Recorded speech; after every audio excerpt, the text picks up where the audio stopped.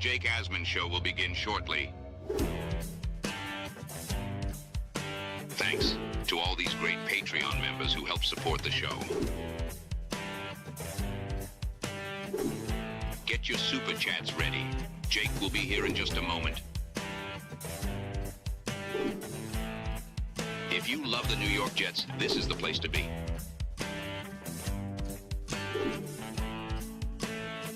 And now, the Jake Asman Show. Today, we're breaking down some film on both A.D. Mitchell and Garrett Wilson. They've never played in a game together, but does that mean things are going to be explosive for the Jets when they finally do? We'll get into that with Joe Blewett and much more. Ladies and gentlemen, it is the Jake Asman Show. Let's hit it and get it started. We sitting in here, we excited as hell. Now it's time to get to work. Are you a happy guy? Oh my goodness, let's go! I haven't felt joy talking about the Jets in a long time. When they announced it, I went, yeah!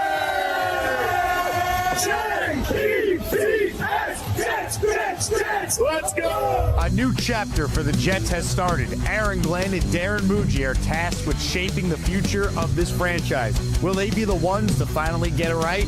We will be here for every step of the journey on the Jake Asman Show, breaking down all the storylines, every game, and everything in between. Please subscribe and hit the like button below. Super chats, baby. Cut the line. The Jake Asman Show starts right now.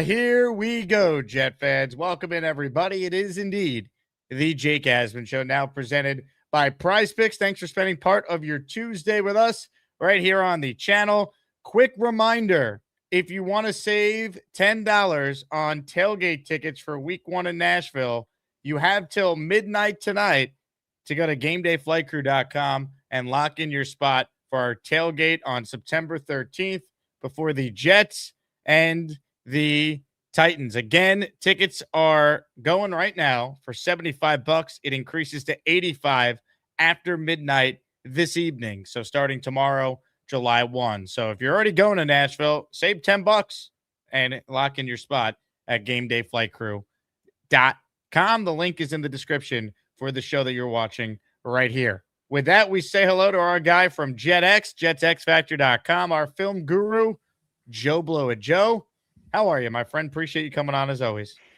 I'm excited to talk some Jets football. I've had about a month off of doing film, and now I'm like starting to itch to get back into some new stuff. So I'm really excited for training camp and preseason. We got about 6-7 weeks or something like that before the first preseason game. So we're getting there. It is dry right now, but we are getting there. We will get there some way, somehow. Now, a lot of people, I got a ton of great feedback from your most recent appearance. We had you on about a day and a half after the initial Geno Smith situation broke. Yeah. For those who missed it, who don't know, Joe is a police officer in New Jersey, so his perspective was really interesting. As we sit there right now, Joe, about a week has gone by since all the Geno news came to light. There's been no news. What do you make of that? What can you share from your experience on what that means, if it means anything? Yeah, it doesn't necessarily mean anything because the report cannot be done, right? Like you have some time to get the report done. Are they like Oprah requesting the videos, which is how you get those videos? All like for the most part, many police matters are could be made available to the public. So you can request pretty much any video from any police department for the most part, unless it's still like active or whatever it may be. So that might be why they're not releasing information because it's still active. It could be they're looking into charges for the kid. It could be that they're just dotting the I's and crossing the T's of the report to make sure it looks all pretty for the media when they eventually get it. So I'm not really concerned that nothing has come out.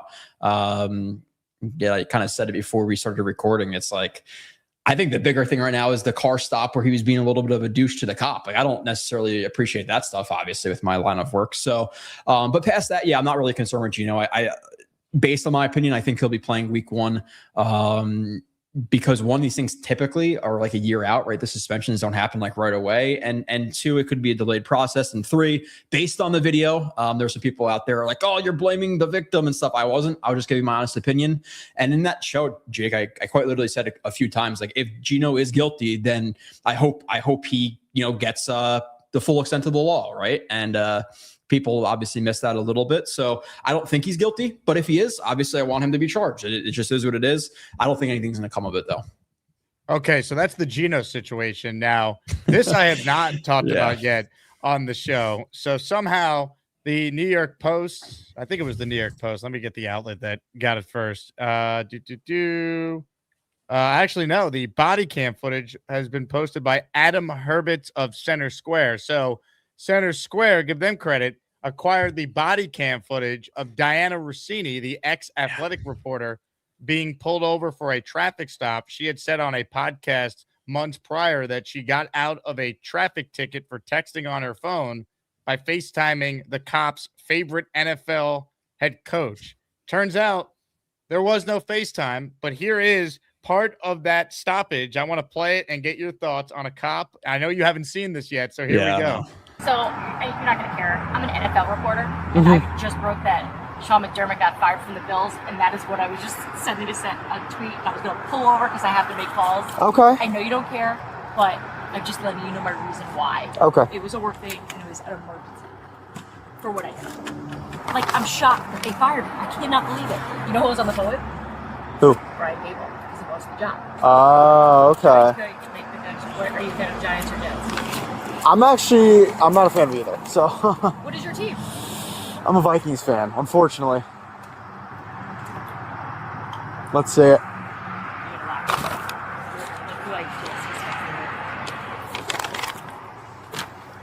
Can you see the name? Oh my God. KOC? See what I said? Look what I said to him, though, just now. Go to the bottom. Oh my God. Wow. Pretty cool. Dude, I love the Vikings, though. KOC's awesome. Yeah. He seems like a Your dude. quarterback sucks, though. Yeah. So he's got to get it. He's got to fix it. What do you make of that, police officer Blewett? Yeah, I think like somebody sent me like a 7-minute video, so I haven't watched it. Just transparently, I have 2 kids are about 2 and under, so I did not have a chance to watch of it. The full thing was 7 minutes. The New York Post cut it down. I didn't feel like going through it myself. Yeah, I cringed when I watched that, but you're a cop, so I wanted to get your thoughts first. It's really not a big deal. I know some people, the person who sent it to me was like, "Oh, do you think the cop's gonna get in trouble?" You have discretion on anything. Like certain things you can be frowned upon, but you have discretion, right? Like I could pull you over for speeding. Doesn't mean I have to write you a ticket for speeding. So yeah, he might get like a slap on the wrist or something like that. Depends on the department and how strict they are about tickets and stuff. But he's not going to get in trouble. Like again, you have discretion. There's very few things we don't have discretion for. So the cop will be good. It's a little cringy, but hey, she got herself out of a ticket. But I saw a lot of stuff about like her potentially having a relationship with KOC too, but I didn't see the part of the video where there was any indication of that, unless I guess they're texting and stuff. So people just insinuate that any person she's in communication with, she's sleeping with. So that's what happens. Yeah. No, the cop's fine. It's fine. Again, you don't have to write a ticket. It is funny. But she name dropped her way out of a ticket, but she lied on the podcast saying that she FaceTimed a coach to get out of it. She embellished the story. She showed a text of a coach to help get out of the ticket. But yeah, which again, not a big deal. Definitely funny though. I gotta watch the full 7 minutes. I was sent 2 people sent it to me yesterday. I have not had the time to really do anything. I was trying to figure out if I can get Wi-Fi just to come on the show before. I was not panicking, but I was trying to run around the house trying to figure out how to fix that. So I haven't seen it. I haven't seen the full video, but nobody's gonna be in trouble there. She looks bad, obviously now, right? Like it's not adding to her reputation. I don't know if she's ever gonna get a job again or what's gonna happen with that, but it's definitely funny. So in terms of the Geno Smith situation now, I'll pull back up the traffic stop because we haven't gotten your full take on it since it emerged last week. I'm just going to play it and then we could talk through it here. This was the Geno Smith traffic stop from back in March. How you doing, sir? License registration, please? Huh? Okay. You have registration for the vehicle? Please. Yeah. I'll tell you what. Go ahead. Romeo Bravo Yankee Romeo 75, come back to the green 2024 Lambo out of Navy. Stop. 10-4.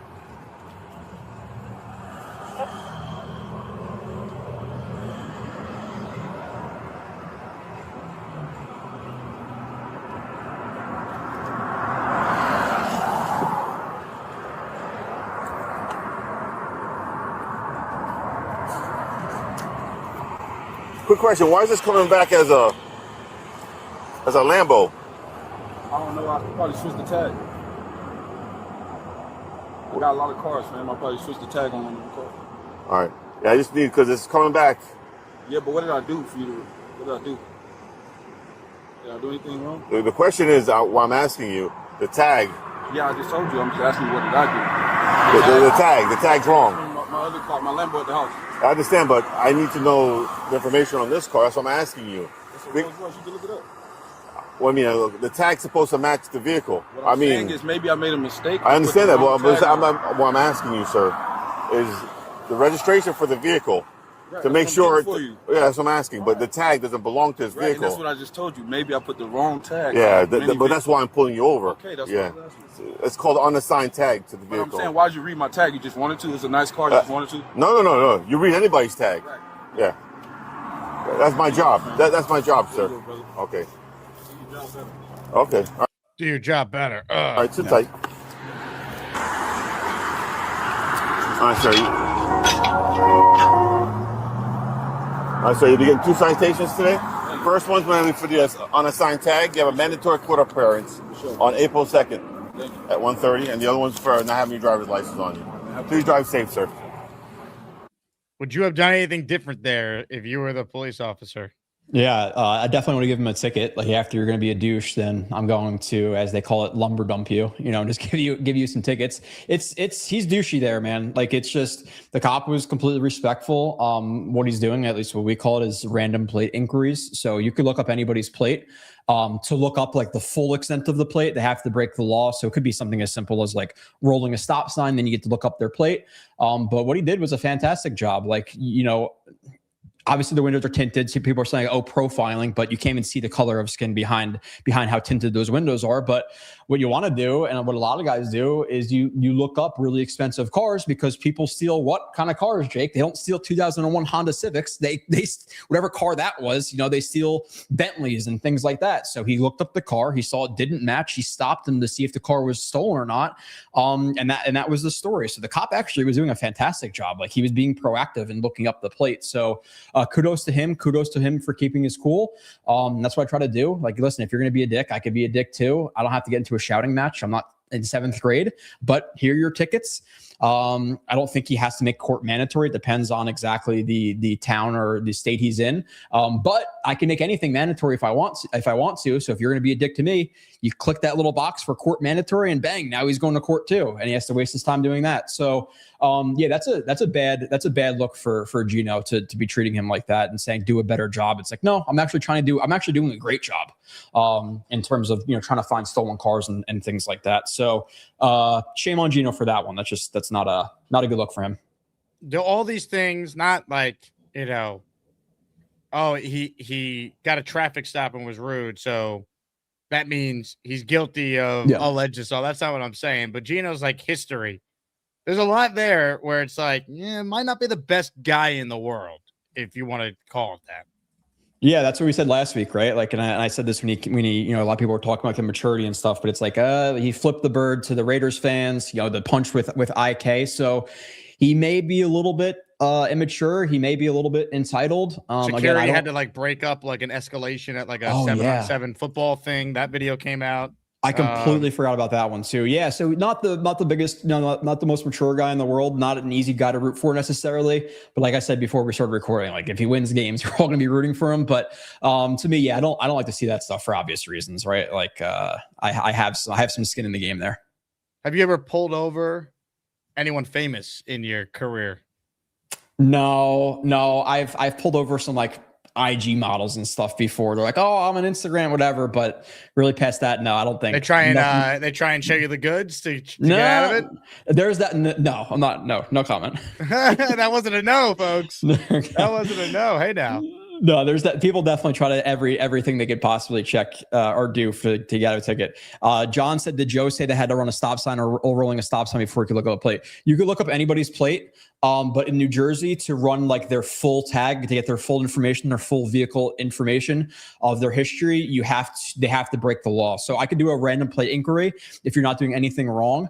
And that'll tell me if you're registered, what kind of car it is. But to actually look up the full plate, you need to break a law first, which realistically, if I wanted to say, hey, he's going 51 in a 50, technically you're breaking the law there. It's like there's ways obviously around that. Like everybody kind of breaks the law. Oh, you signaled however many feet before you lane change. Like you could find ways to look up a plate.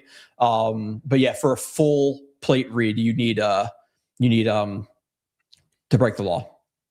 Good insight there from Joe. Obviously, we're going to get to some film, but I had to start with the latest on the Geno developments, given Joe's line of work when he's not breaking down film on our beloved New York Jets. Also, let me shout out the raffle at the end of the show. Let's get some entries in for the signed Vinny Testaverde jersey that I'm holding in my hands. Vinny T jersey up for grabs at the end of the show. If you don't want a Vinny T jersey and prefer a Jets Legends jersey, that is on the table as well. And the weekly raffle features a Broadway Joe Namath signed football, a Joe Klecko signed helmet, a Wayne Corbett signed football, and, of course, another chance to win a Legends jersey and 2 tickets to Gangrene Beach Club on July 11th.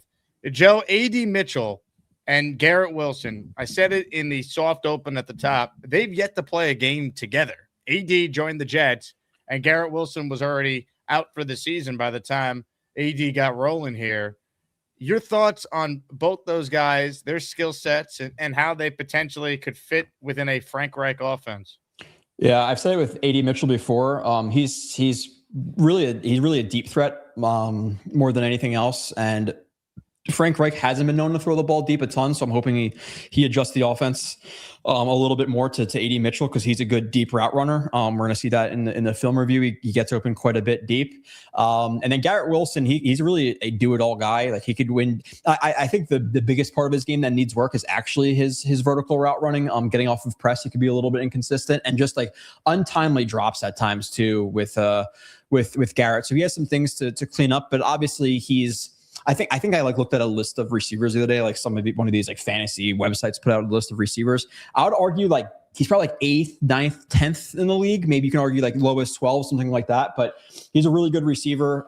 He could win short. He could win intermediate. I know Frank Reich likes a lot of like over routes and crossing routes, dig routes, which Garrett Wilson's a very good intermediate route runner.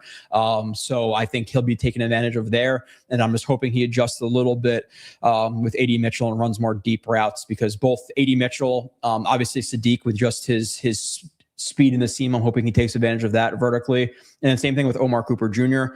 I think the best aspect of his route running right now is vertical as well. And he needs some work in intermediate and short, plus obviously the yak game. So I think they'll both fit well together. They complement each other really well. I think A.D. Mitchell is probably I would say he's probably the second best receiver on the Jets right now. Like I'm going to take him over Omar Cooper for at least the first half of the season. I think they're both like receiver 3s right now who are fighting for receiver 2. I don't think the Jets have a proven number 2 right now. But I really do like the potential of A.D. Mitchell.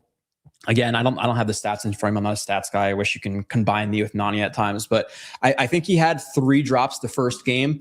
And you know what it is, like the first impression means everything with Jets fans. So now his hands suck. But I think after the first week where he had 3 drops, the next like 9 or 10 weeks, he only had 3 drops more than that. So, and I think his first year, he had like 3 or 4 drops. So his hands aren't great. They're not as awful as some Jets fans think they are.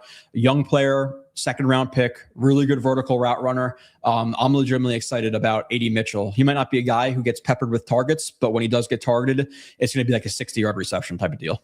So let's get into some of his film because I think a lot of people at this time, let's be honest, probably weren't watching the Jets every game. I mean, by the time A.D. Mitchell got to the team, the Jets were 1-7 when they acquired him. So I vividly remember him separating a lot on Christian Gonzalez in that Thursday night football game, and Geno Smith just could not get him the ball in a game where the Jets had this magical opening drive and then did nothing else the entire rest of the game in New England. So I think he's a guy that could get open, and it's going to be on Geno and Frank Reich to get him the ball. But let's get into some film on AD because I know you did the film study, and you didn't even tell me what plays you were going to pull, but I see this first play here is from that game, so take it away.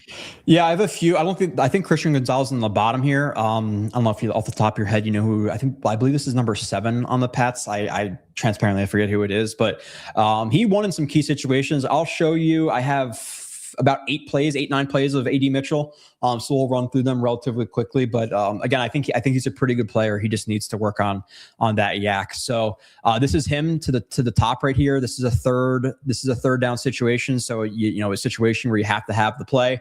We'll watch it and then we'll talk about it a little bit and what he kind of does here and what the release is called. And he beats that corner badly, right? In terms of window for your quarterback to throw that ball. You're talking about Carlton Davis, okay, who was paid a good chunk of money, right, coming from the Bucks. So you're talking about a pretty good corner. I'm not sure if he fell off last year or whatever it may be, but you're talking about 3-4 yards of separation on a slant route. Like that's about as good as you can do here. And he does a good job. The release is called a diamond release that he uses right here. So it's like 3 steps outside and selling vertical to get the corner to open up his hips like he does, get him the back pedal, and then cutting across his face. So he does a good job with a diamond release, right? Let's see it. I think he might use like a skip step in here too. So we got 1 step, half stride to the second step, which is just changing like the pacing of the route to the third step. So it's still a squirt. It's still a diamond release, but it's kind of paired with a skip step in there as well. I know a lot of the nerdy stuff, but if you've been watching my channel and stuff, you know exactly what I'm talking about. So 3-step diamond release to the outside to get the corner backpedaling, open the hips up slightly to the outside. Don't close up too much ground where he's gonna get a hand on you, but close up enough ground where you're threatening him to the outside, right? Because if you don't close enough ground, he's not going to open. If you close too much ground, now you have to cut across him and fight through his body, his hands. So there's a fine area in between closing too much ground and not closing enough ground. He closes perfect amount of ground, cuts across the face, beats him again badly underneath right there on third down, fields slant flat, really easy, basic, probably the most basic concept you're gonna see. Hits AD Mitchell right there on third down. So have to have it. I believe, correct me if I'm wrong, that's his first game with the Jets, at least that he played, right? So, making some plays in his first game. Top of the screen, this one is versus Gonzalez right here, where he wins vertically. I believe the ball is just underthrown. He doesn't fight back to it as well as maybe he should, but he's a vertical receiver. He's not necessarily like the best contested catch guy or the biggest guy in the world. So he has to be pretty clean to catch the ball, but still his speed, opens him up enough where you don't have to contested catch all the time. So good job there versus Gonzalez. And listen, I know he's not necessarily burning him deep or anything like that, but if you're talking about separation, you're talking about a yard of separation, outside leverage. If Justin Fields is to properly lead him over the outside shoulder and vertically, you're talking about most likely a reception on Christian Gonzalez, as long as AD Mitchell obviously catches the ball. But you're talking about a win versus a top 10 corner in the NFL. I don't know if people have any qualms with me saying that, but Christian Gonzalez is a very, very good corner. So he uses a hop step release right there. So we have right foot, double tapping on the right there, which is again, just going to change the pacing of that route. Does a good job with the hands right there, defeating Christian Gonzalez's hands. Christian Gonzalez goes a punch both hands. AD Mitchell obviously wants to defeat said hands, right? So he chops down on the outside arm of Gonzalez. Now he can't get contact. And now you're just in a straight foot race with AD Mitchell, who is a legitimate 4.3 guy. It's not just the combine time. He is legitimately very fast player. Again, gets on top. And if he were to be led properly, we're talking about most likely a touchdown. Ball is underthrown. And he could fight back to it a little bit better, or even kind of sell a PI a little bit better than he does. But you're talking about a horrific throw, right? We want that more back pile on. This is horrifically short by Justin Fields. It hits Gonzalez in the ass. So, this was his first game as a Jet, by the way. Yeah. First game, not really knowing the offense. It's hey, dude, slants, run vertical. We got you. That's what you can win on. So I'm saying he does. Typically, he wins on vertical routes, but he can win on slants too. And you'll see that actually in this game against the Ravens. This one's win deep out. Okay, so top of the screen right here. The corner actually on this one does a very good job of staying over top of this route. AD Mitchell, nice little vet move at the top with a push off. And this is I believe this was the first pass of the game, Jake. And this is when they almost got, I think this is the play they almost got picked off, or maybe that was a different player and I'm misremembering it. Play action. Does a good push off at the end right there. And then, the ball gets undercut because of how late Tyrod is. But he creates separation there. Again, gets to the top of the stem. Arm comes out. Push off, not called.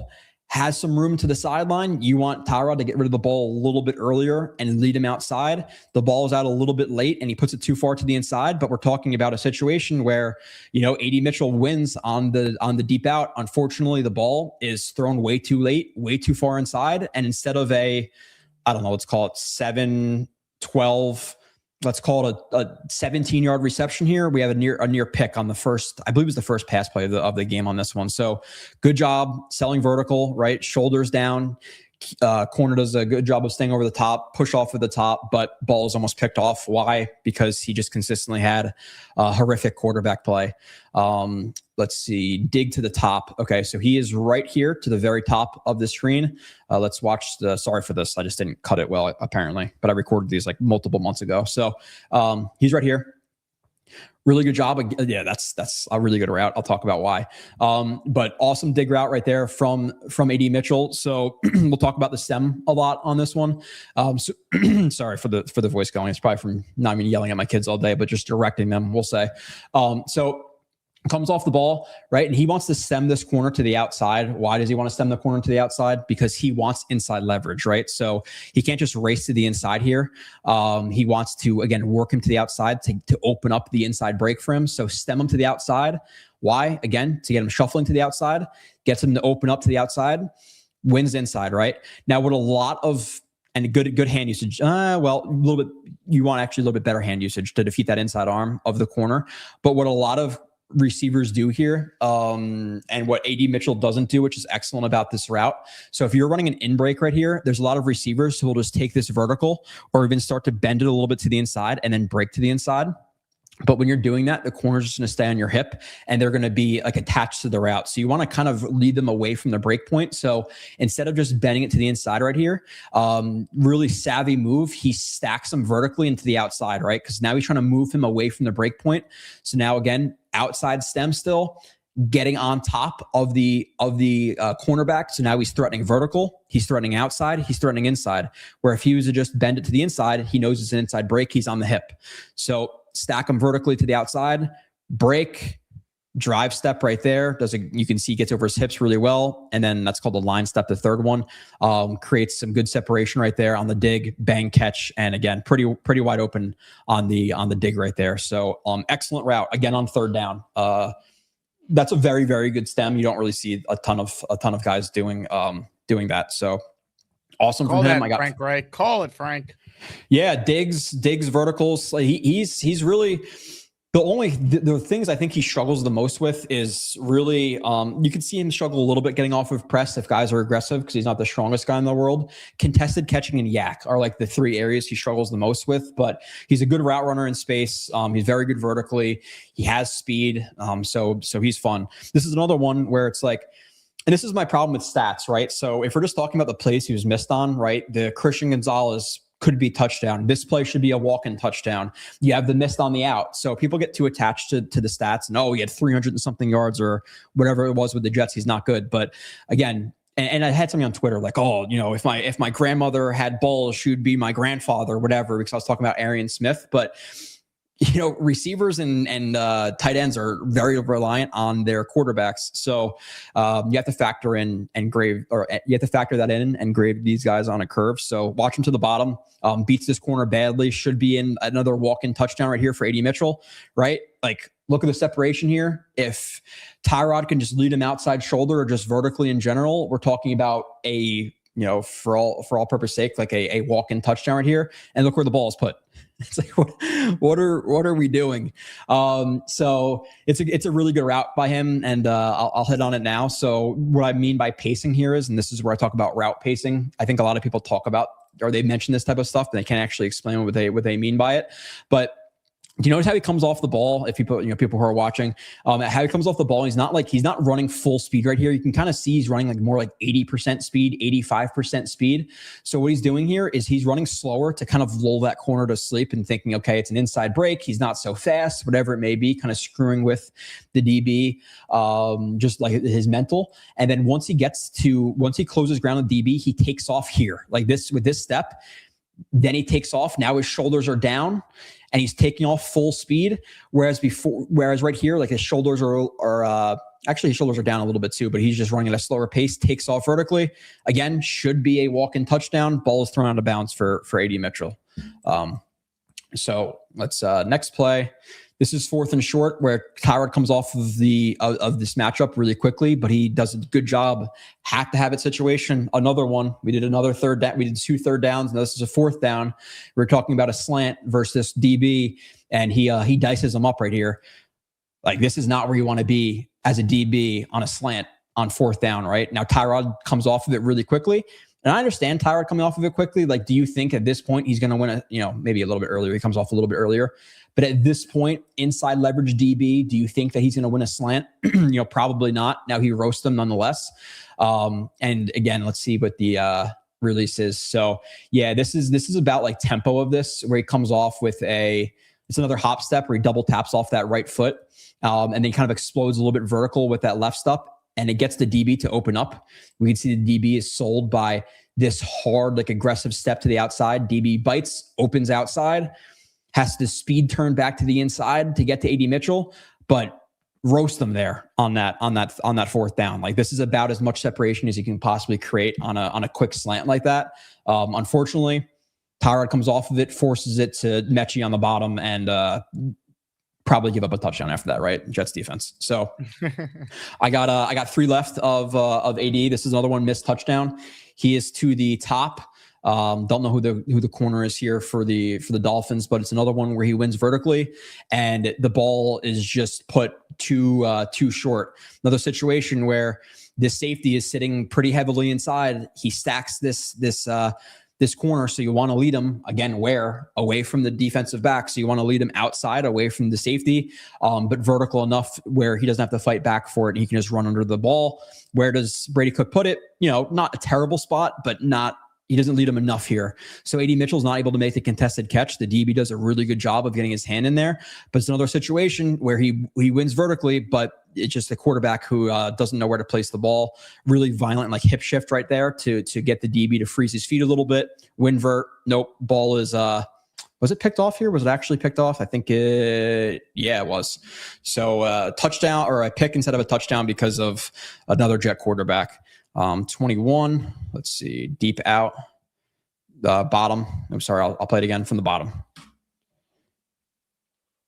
Thank you for letting us watch Brady Cook. Yeah.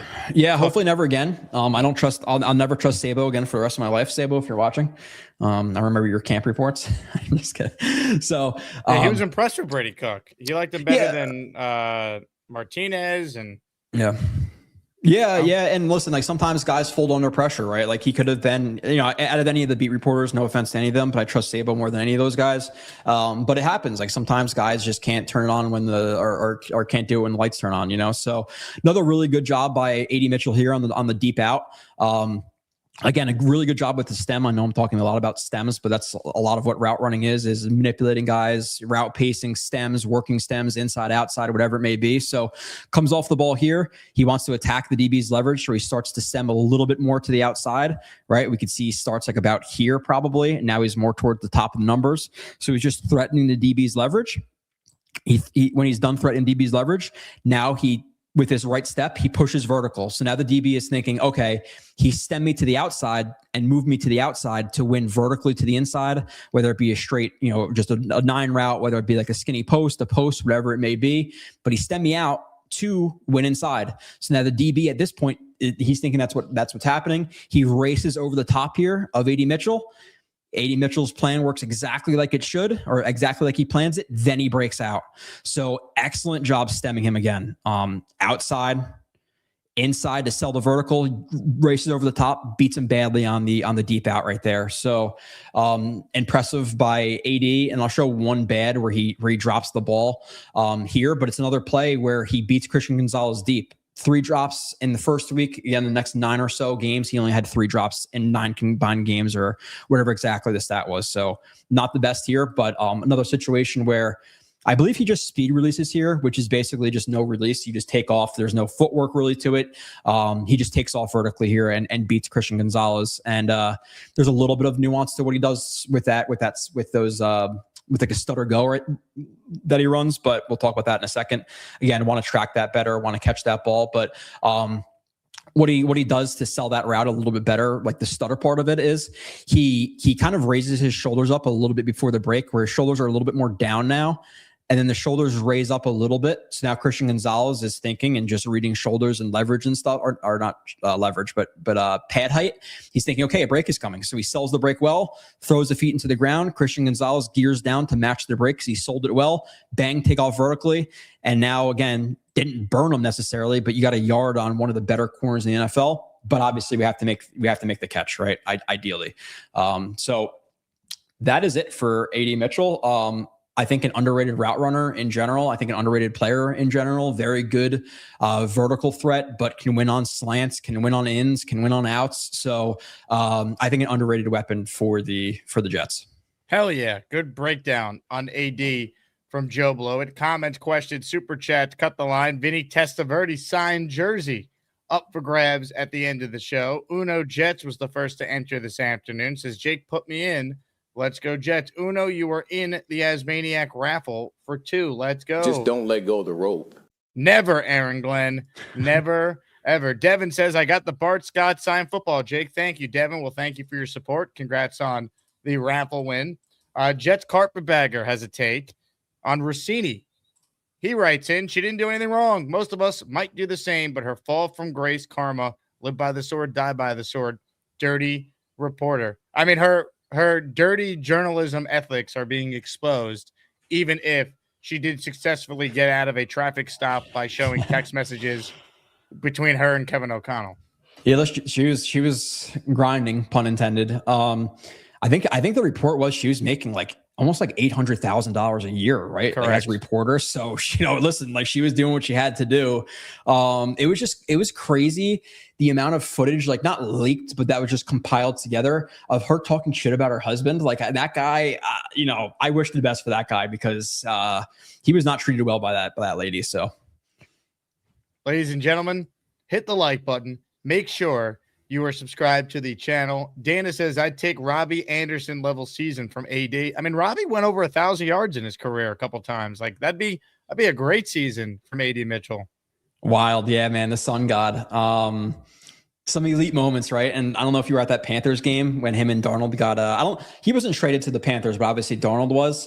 He signed there. Yeah. And then the first touchdown of the game is like a 40-yard bomb from Darnold to Robbie Anderson. It just hurt. But, I love the sun god, but yeah, hey, I'll take 1,000 yards, no doubt.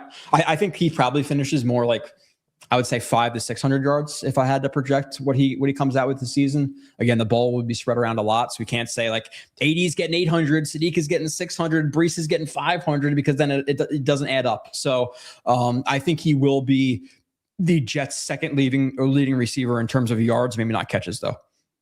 Comments, questions, super chats, they cut the line. We're going to get to Garrett Wilson's film just to give people a reminder on this guy being damn good in just a moment. Again, I already spoke about the tailgate. The deadline is midnight tonight if you want to save $10 if you're coming down to Nashville. And if you want to meet Joe Blewett, Gangrene Beach Club is certainly upon us.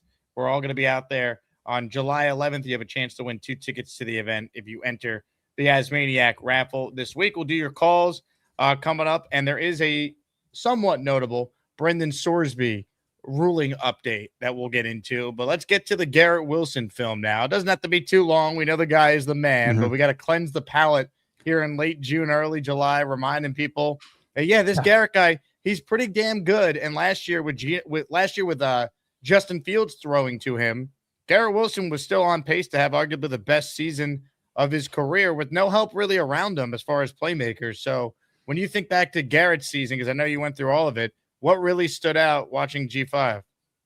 Yeah, again, I think he's a near top 10 receiver who, just like AD Mitchell, like the receivers, tight ends, even offensive line, obviously receivers and tight ends more so than offensive linemen, but like their stats are largely dependent on the offense they're a part of. Is the defense consistently giving up points where teams are just able to pin their ears back and go after the quarterbacks, where all your targets are dink and dunk because your quarterback doesn't have enough time to take a 5 or 7 step drops?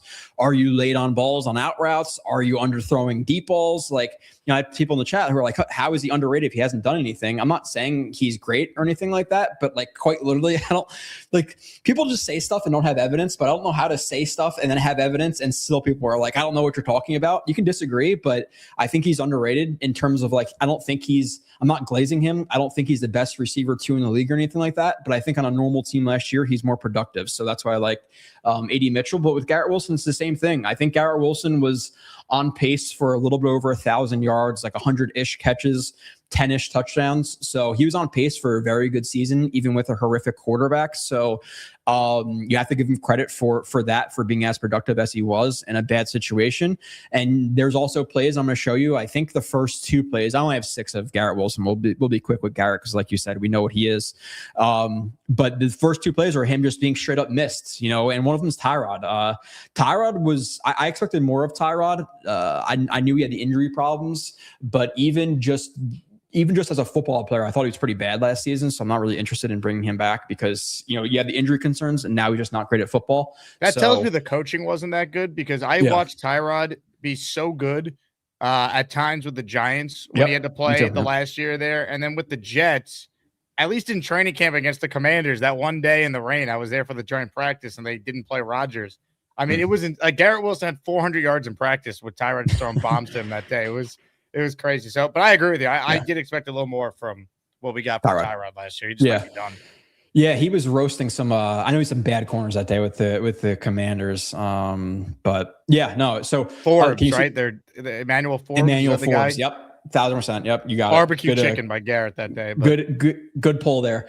So am I sharing? Yep. Go ahead. We can see your screen.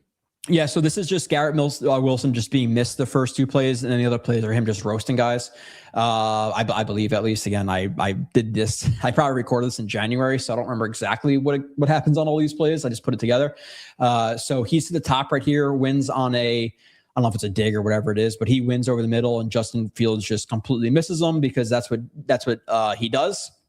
Yeah, that's a really good route right there. And you see how badly he's missed on that play, using a rocker step and a push off at the top. And you can see how far the ball is over his head or too far in front of him, where you should have, again, like a 5, 10, 15, 20-ish yard completion. And this is why context matters, right? So this is why, like, oh, well, if he doesn't produce yards, then how is he good? So, like, is this a negative play for Garrett Wilson because he was targeted, but he didn't make the reception? Like, no, there's context to every situation, no matter what the situation may be. But specifically when evaluating, again, receivers, tight ends, you have to evaluate exactly what's going on with the offense.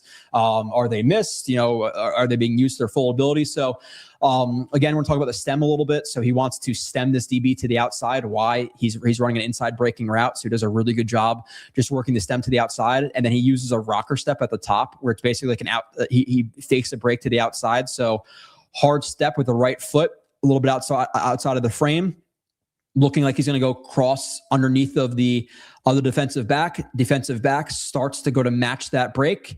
Garrett Wilson gets his left hand on the DB, pushes off right there at the top, breaks inside, is pretty, is pretty open here. I'm not going to say, he's wide open. He's you can call this wide open. We're open by, a good 2 or 3 yards vertically and another like 2 yards horizontally. He's from like 5 yards of total yardage that he's open here. But missed. And again, what else is new? This is another one. I believe this is Tyrod again, where this is a horrific play by Tyrod, where I understand the point of coaching, and I think part of it is coaching and stuff. And this is a very, very well sold play action here. It's definitely faking on everybody. Hell of a job selling that one. And then watch Tyrod, dude. Like this is his first read here. Right here is it's Garrett Wilson, and Garrett Wilson's about as open as you could possibly be. Now, if this safety was driving down, fine. But as soon as the safety gains some depth at the snap, and you have an inside breaking route versus a guy who's this far outside and over the top, he's staring at him. I have no idea he's not throwing this ball. I remember we did this play after it happened, and we were puzzled then. It's like what are you doing, Tyrod? So are the coaches in his ear screaming, "Don't throw the ball"? It's like there's obviously blame to go all around here. I don't think Tyrod was as confident as he's been in the past. He has to throw this ball. This is a player. I'm not even like he didn't even do anything great here. He stems him to the outside. Great. He breaks inside on the dig, but it's a situation where like this is why context matters, and he is absolutely unequivocally wide open here, and the ball is just not targeted to him. So I expect him with at least a quarterback who's willing to throw the ball, he'll have even better production than he was on pace for last year, which is obviously, awesome. So Garrett Wilson, this is him in the slot to the top right here. And he breaks the DB's ankles here where, sorry, my wife is getting home, so if you hear a dog barking, but he's right here in the slot, and I think the corner quite literally falls here. So let's watch it, and we'll talk about it a little bit. Again, just really violent hip shift, and you do not, again, another spot you don't want to be. Let's see. You do not want to be here as a DB, like full split, like reaching for Garrett Wilson. Please God help me, type of situation. Again, he's a good route runner, no doubt about it. So again, talk about the stem, outside stem. Why outside breaking route, right? And it's not always that simple, but for the most part, we kind of stem to where we want to break, depending on that's a loaded statement. I'm not going to say that. Rescind that, because there's no catch all for every route. There's really not. It depends on the DB's leverage more so than the route. But stems him outside, right? He's kind of more heads up. So he runs immediately to the break point. Violent hip shift at the top, right? Violent hip shift. So we got the right foot stabbing in the ground. Now the DB is thinking, oh my God, he's breaking across my face. Again, kind of like a quasi rocker step, but it's a little bit different because it's more of just a hip shift than a rocker step. But shift the weight to the inside. DB goes to match inside. Oh crap, he's breaking outside. Not a good spot to be in. Garrett Wilson then makes the reception and works forward for a few yards of yak. So just destroys that defensive back. Let's see. I got 3 more of Garrett. This one. So this is the push off penalty. That was like, I would say hotly contested or debated or whatever on Twitter. Oh, is it a push? The worst call. I remember this in the Monday night game. Yeah. So yes. So let me phrase it. So is it a push off? Technically, yes. The problem is the inconsistency in which the NFL calls this. Correct. Go watch DeAndre Hopkins highlights. Go watch, not even DeAndre Hopkins, go watch Devontae Adams. How many times he pushes off very late in the route. So my problem is, and I'll show it here, I've seen guys push off so much harder than this and so much more egregiously than this. But because he's on the Jets and we don't get the benefit of the doubt, he's going to get called here. But Devontae Adams does this on so many vertical touchdowns. Now, obviously, does he technically push off? Undoubtedly, yes. He gets his hand in there. He pushes off. There's some separation created because of that. Cannot deny that. But it's the problem with the consistency in which it is or not is not called for me. So Garrett Wilson, good job. He just walks it up on him, right? Nice and slow release, kind of just lulling him to sleep again. Breaks to the outside, pushing vertical. Again, really good job pushing off right there at the as the catch point is coming for Garrett Wilson, tracks the ball, gets 2 feet in bounds. But the touchdown is taken away. Why? I guess because the Jets are just hated by the refs. But I'm not just like standing the Jets here. Again, quite literally go watch Devontae Adams on Twitter, on whatever it may be. You probably type in Devontae Adams push-offs on YouTube, and I'm sure there's a highlight reel of him doing it because it's much more egregious than this at times, and he's never called for it. Same thing with Higgins, same thing with Hopkins, same thing with Drake London, same thing with Mike Evans. A lot of those guys push off a lot. It's just not called. So this really pissed me off when it was called. Now, again, technically, push off, yes, should not have been called based on what else is not called around the NFL. You know what's amazing? He ends up making an even more ridiculous catch a little bit later on in that same game where they did score a touchdown. I don't even know if you had it. This is it. Yeah, this like he ends up scoring a touchdown from basically the same spot, the other side of the field. Like that play is incredibly more difficult than the other one. And he was being, I'm pretty sure, like hit with the ball in the air and this, and they didn't call it. But Garrett just is Garrett. This is what I mean. That's why it's a joke how bad they've been in the red zone. We don't see this enough. Garrett's contested catch ability, we've seen him make some of the most unbelievable catches in the red zone, and they don't get him the ball down there enough. Yeah, this play, the push off play, the catch versus the Bills, the catch versus the Texans. I think Garrett Wilson mainly, if he wants to be like a top 5 guy, has to work on just consistency with releases, untimely drops. I remember in that Niners game, he had like 2 or 3 drops. There was the one ball where he actually ran out of bounds and then caught it and then got the penalty for that. You have the play versus the Steelers with Jalen Ramsey, right? Hard hit, but if you want to be a top 10 receiver in the NFL, you got to make plays like that. Obviously, this is a ridiculous contested catch from him. So yeah, a very good player. Obviously, needs to be taken advantage more of. This is another one where to the bottom of the screen, he beats this corner and should have let's call it a 44-yard touchdown right here. And the ball is just overthrown, right? Like beats this defensive back. And again, I just said he has to, I want more consistency with his releases, drops, and winning vertically with more consistency, but he still does it. So I don't want people like tagging me in a play or two where he wins vertically and be like, dude, you said he can't win vertically.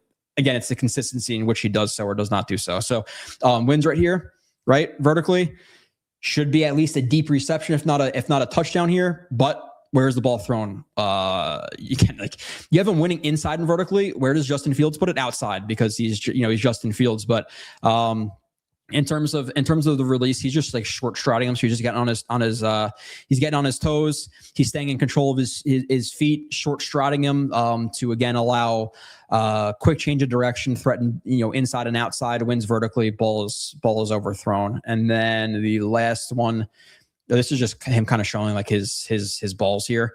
I think the Jets are probably down, 87-3 at this point or whatever this game was, but they got blown the hell out. Garrett Wilson to the top slot situation where he does not have to give up his body, anything like that. Quick out, breaking a tackle, and then trying to, leap over a guy for a touchdown, reaching with the ball while he's in the air being tackled. Now, transparently, I don't think he takes the best angle here. I think if he were to work it a little bit more vertical or even to the inside, I think he could have put his shoulder down and just ran in for a touchdown. He kind of works to the outside and towards this guy instead of just kind of going straight here. But nonetheless, meets contact or meets that contact, right? Tries to put his shoulder down. At this point, he doesn't have a touchdown, but cojones on Garrett Wilson being tackled midair, reaching out, and right here we have a touchdown. Reaching out. There you go. Touching me. Touching you. Go ahead. Too many weddings recently, Jake? I know you're in the late 20s age range, right? Where you go to too many weddings. So Sweet Caroline. Boston sucks. That we can agree on. That's my version of the song.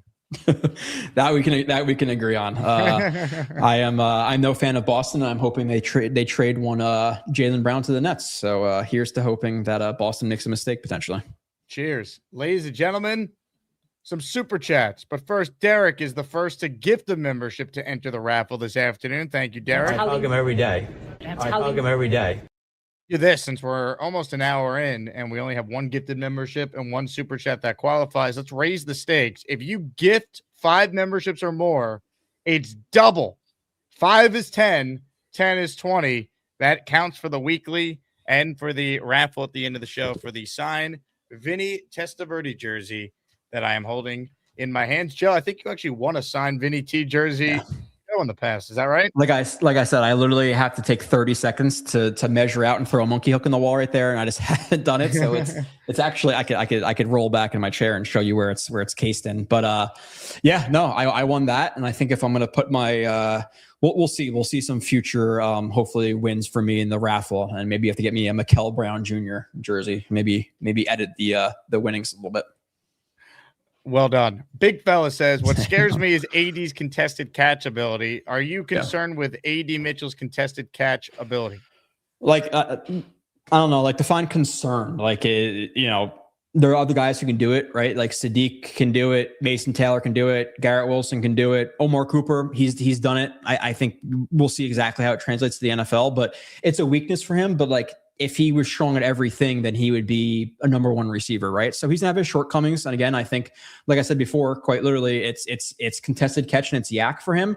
But past that, he's pretty much good everywhere else. But I'm not like, I wouldn't say scares me, Like I think we can acknowledge a weakness of players, but not be scared at the same time. Like I wouldn't go that far necessarily, if that makes sense. That definitely does. I can still hear you. I'm bringing up this jersey. You're good. Cisco Lopez has gifted a channel membership. Thank you, Cisco. Give him a hug. I hug him every day. Oh, look at that. It's just waiting to be hung up. Waiting to be hung up. So yeah, gotta give it another month or two where I have 5 available minutes. Ladies and gentlemen, that is a good-looking jersey that Joe Blewett won on the show. All right, a little breaking news that just went down a couple minutes ago.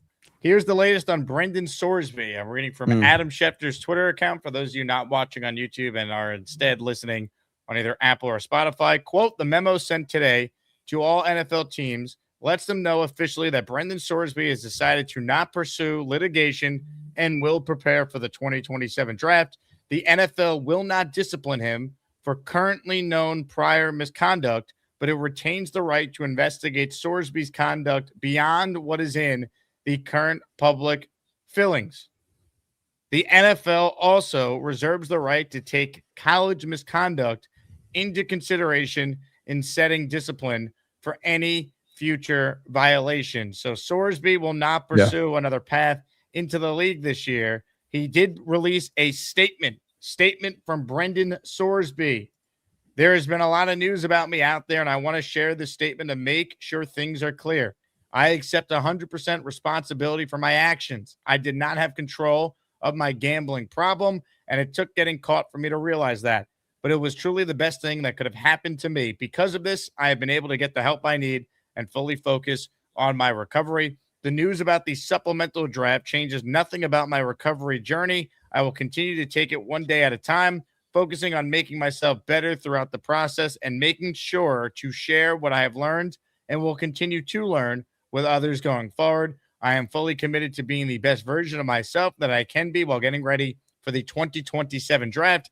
God makes no mistakes, and I look forward to seeing the good that is to come from this. So what I think happened here was, in exchange for Sorsby not pursuing any sort of litigation, suing his future employer, essentially, to try and get into the NFL this year, the NFL agreed that he will be eligible for 27 if he tables any lawsuit. And I think that's why he put out the statement. The same time, Schefter and Rappaport both had the story that the NFL sent out this memo. I think the Sorsby party got on board with what the NFL wanted, and the compromise is he's eligible for 2027.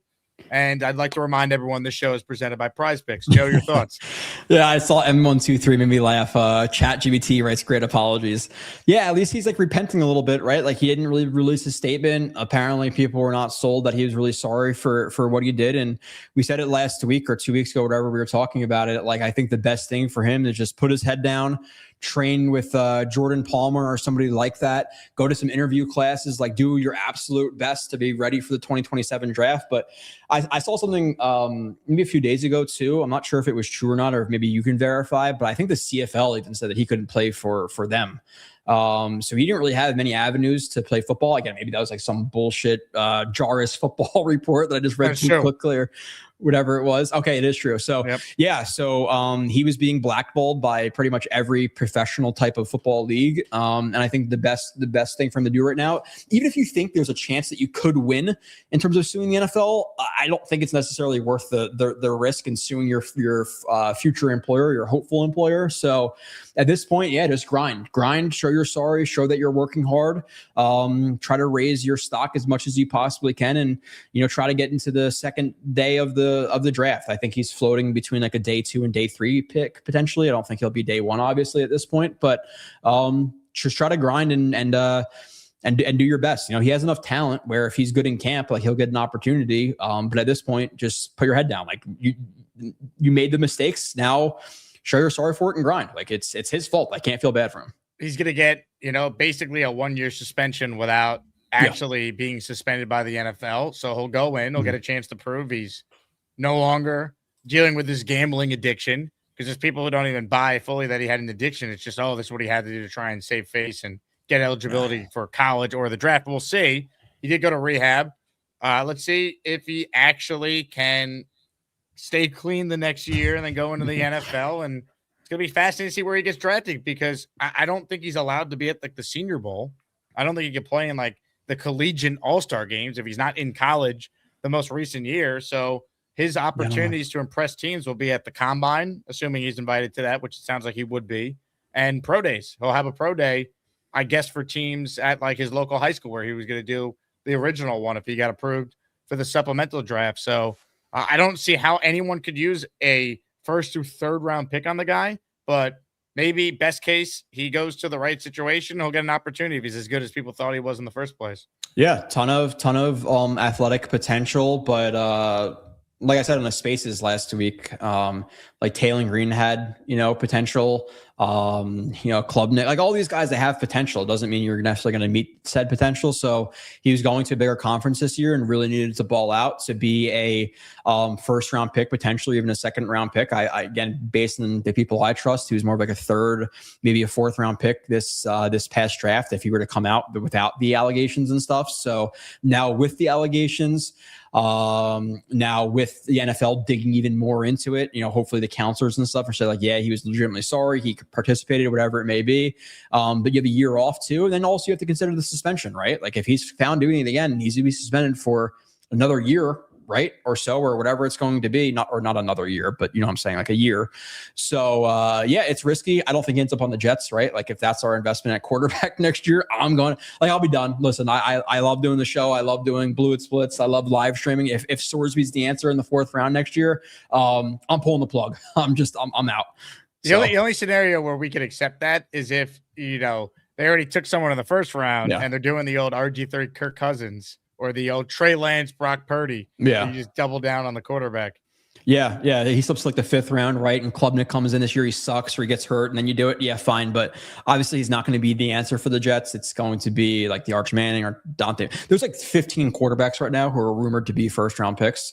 So we'll see exactly what happens. I'm sure throughout the season. Hopefully we'll be actually watching Jets games and talking about Jets games. And oh my God, they're December. They can actually get into the playoffs here. And that's what we're talking about. But realistically, might be talking about quarterbacks in October, November. Don't get mad. Not that I'm rooting for that. I'm rooting for wins. But if I had a gun to my head, I'm going to anticipate us doing some quarterback film in October or November. Candyman says, got my Klecko helmet. Blow it. Don't let go of the rope. Joe, come on, man. Don't let go of the rope. Just don't let go of the rope. Aaron Glenn's got us, baby. Yeah, I'm hoping he leads us to a 17-0 record when we go to the Super Bowl. But I just feel like he's the guy that's going to lead us to the promised land. I don't know about that. We'll see. I'm hopeful for it. But as soon as we, 1-3, 0-4, something like that, I'm riding full tank at that point. I'll be rooting for them in the beginning of the season, but I'll be out. I'm pulling the plug very quickly in a draft this important. Especially week one. Candyman, you're the man. Thanks so much for your support. I'm glad your Joe Klecko signed helmet you won on the show arrived safely, and you got a chance to win a signed Vinny Testaverde jersey coming up at the end of the show. Get your entries in, people. I am not doing shows tomorrow. I've talked about this earlier in the week. I am speaking at a sports media conference tomorrow, so I'm taking the day off. Connor Long will give you guys a show in the morning in my place. So nice. Connor Long, who's filled in before and done a great job. He was my guest on Saturday. Reintroduce him to the Asmaniac audience. He'll do a show tomorrow morning at 10 a.m. So tune in and support Connor. All the super chats, they're going to him, baby. They're going to his college fund. But let's be honest, Connor doesn't even need to go to college. It'd be a waste of money. He's already making a killing right now. Yeah, I don't know if college matters so much anymore. No, not as much as it did, when we were kids and how important it was and stuff. But maybe I'll call in a Connor show and we'll just talk about the Nets for 30 minutes and just dominate the chat with some Nets talks. I know he's a big Nets fan as well, and I think he runs some podcasts and stuff as well. So maybe me and Connor have to take over some Nets talk. I'm a huge fan of yours, Joe, but if you call into my show tomorrow and you try and talk Nets, I'm going to instruct Connor, even as a Net fan, to just put you in the hole for that entire call. We'll see, because you're kind of like a quasi employer, hope, obviously give him some connections, but I kind of employ him. So we'll see who wins that. Now look what you've done. No more protection from the Asmaniacs. Had to pull you out of the chat and cast you down with the sodomites. Some time in here will feel like you've been run over by the lane train. You understand me? You catch my drift? Give them another 24 hours to think about it. What's funny is Joe could put people behind bars in real life, but in this show, I got all the power. I know how to get out. No, we'll see. Obviously, I'm not going to talk about the Nets because, Yo Holmes said, there might be half a dozen people who actually care. But I'm actually a little bit excited. We'll see. A lot of young players, so at least I can kind of watch and be hopeful for their future. So let me get you out of here on this because we were talking about the start of the year. Badlands posted this question: what will the Jets' record be in their first 4 games? So it's at Titans week 1, home opener week 2 against Green Bay, at the Lions week 3, at the Bears week 4. I'm saying 1-3. What say you? Yeah, I'm with you. I'm going to say 1-3, hoping for 2-2. Like, I think there's a way that if the Jets win week 1, that week 2, they're riding some momentum, no Parsons, right? There's somebody else out for, who else is out from Green Bay? Is it like Christian Watson or Golden or somebody else is out for Green Bay as well? I forget who it is. Did you say Jacobs? I mean, his status is kind of up in the air with. Jacob. I think it's Jacobs. And I think there might be a receiver injury who they're questionable about coming back as well. I maybe I'm wrong on that, but I would say 1-3. I do think there's a chance they're 2-2 here. They should be. If they want a real season, go 2-2, and then you play the Browns week 5, and you could be 3-2. Yeah, no, hey, I'm rooting for that. But again, like if you're asking me to legitimately bet my life on it, it's probably 1-3. That's a tough pull with those games week 2, 3, and 4. But you can rebound, right? Like you said, like even if you start 1-3, you win versus the Browns, you win versus the Dolphins, you win versus the Raiders. You're talking about 4-4 going into week 9, and then hopefully you could pull one of those games out. Okay, now at that point you're 5-6. Dolphins win that, you're 6-6. Like there's a way they can have a season, but again, it's very reliant on, do they have the head coach? Do they have the quarterback? Do they have the OC? I like what they're building, but I'm not so confident in the head of the snake, for lack of a better term.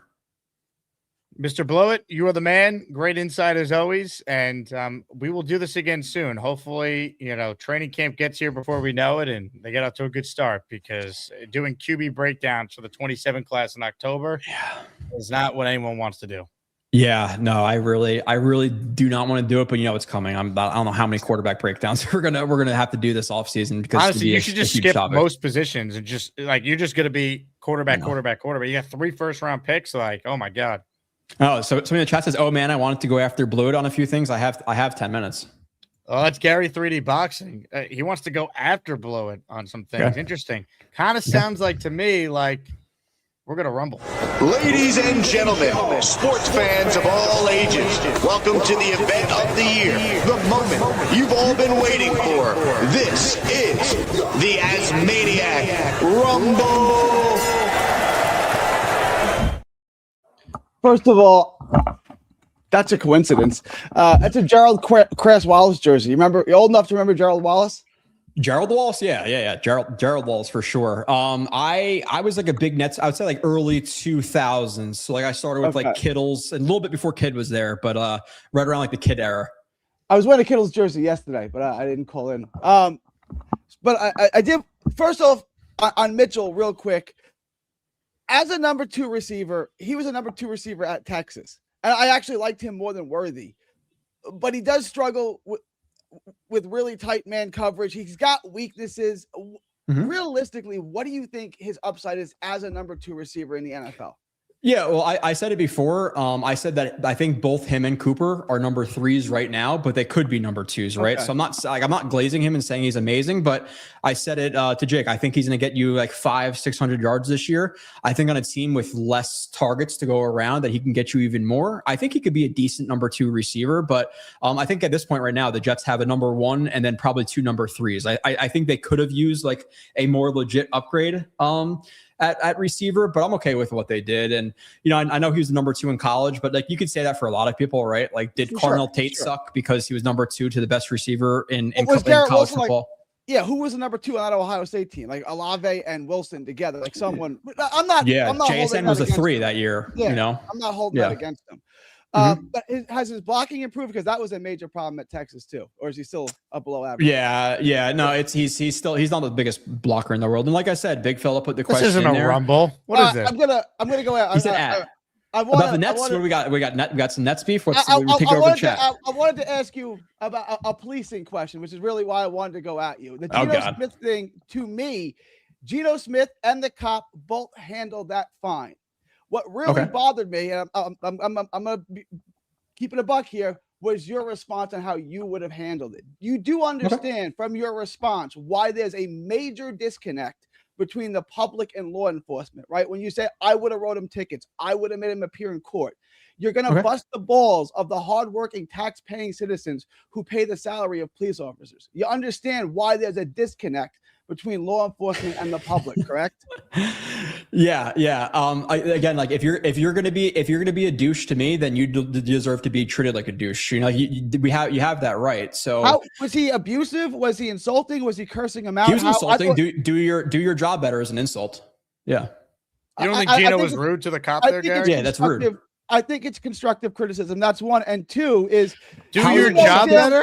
How is it constructive criticism? He was doing his job very well. I'm paying you to do a better job. I think you.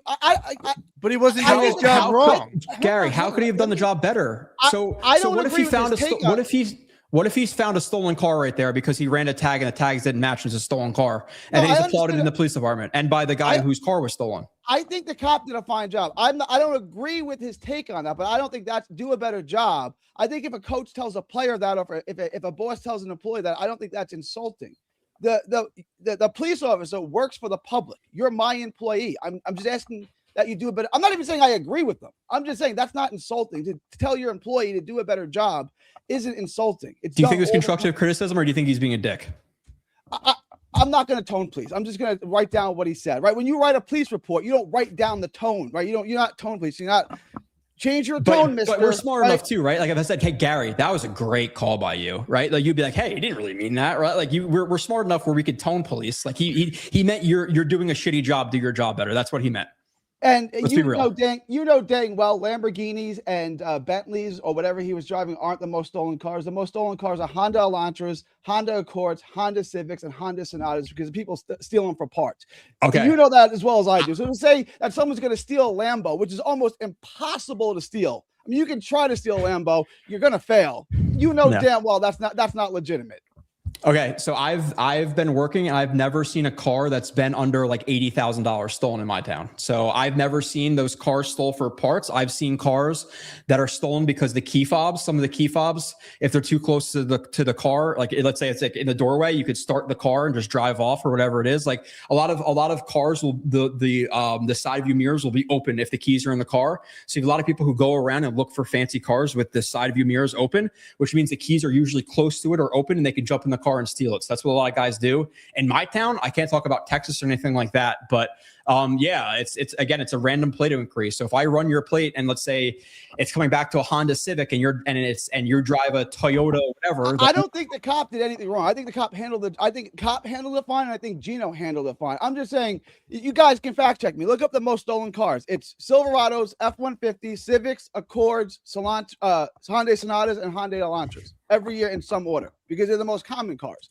So people steal them for parts. You can look it up. And the most common car stolen by rate, is the Camaro. Like, I'm not making this up. The most stolen cars are the most common cars. And it's really difficult to steal $500,000 cars. It's just they make it so it's difficult to steal. It's a lot easier to steal a Civic or an Accord.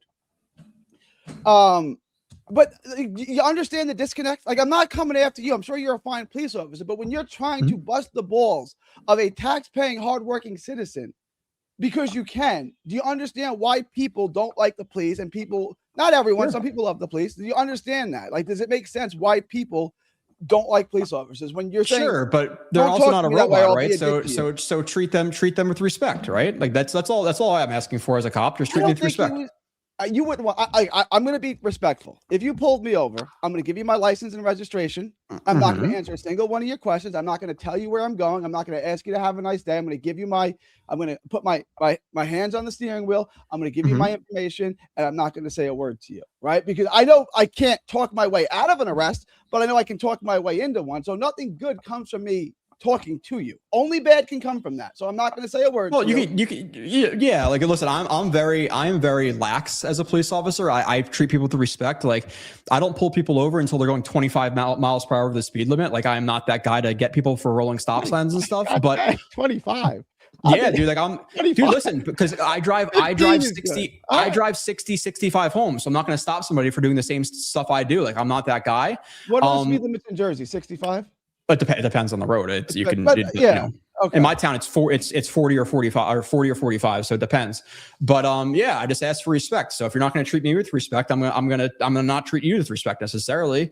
Like, and there are cops who are bad cops and who are going to be dicks and who are losers in high school and throw their weight around because behind the badge and stuff. I'm not that guy, but I would say that approaching a cop and not answering his questions and being like that to him, you might get met with some tickets. It's unfortunate, but it is what it is.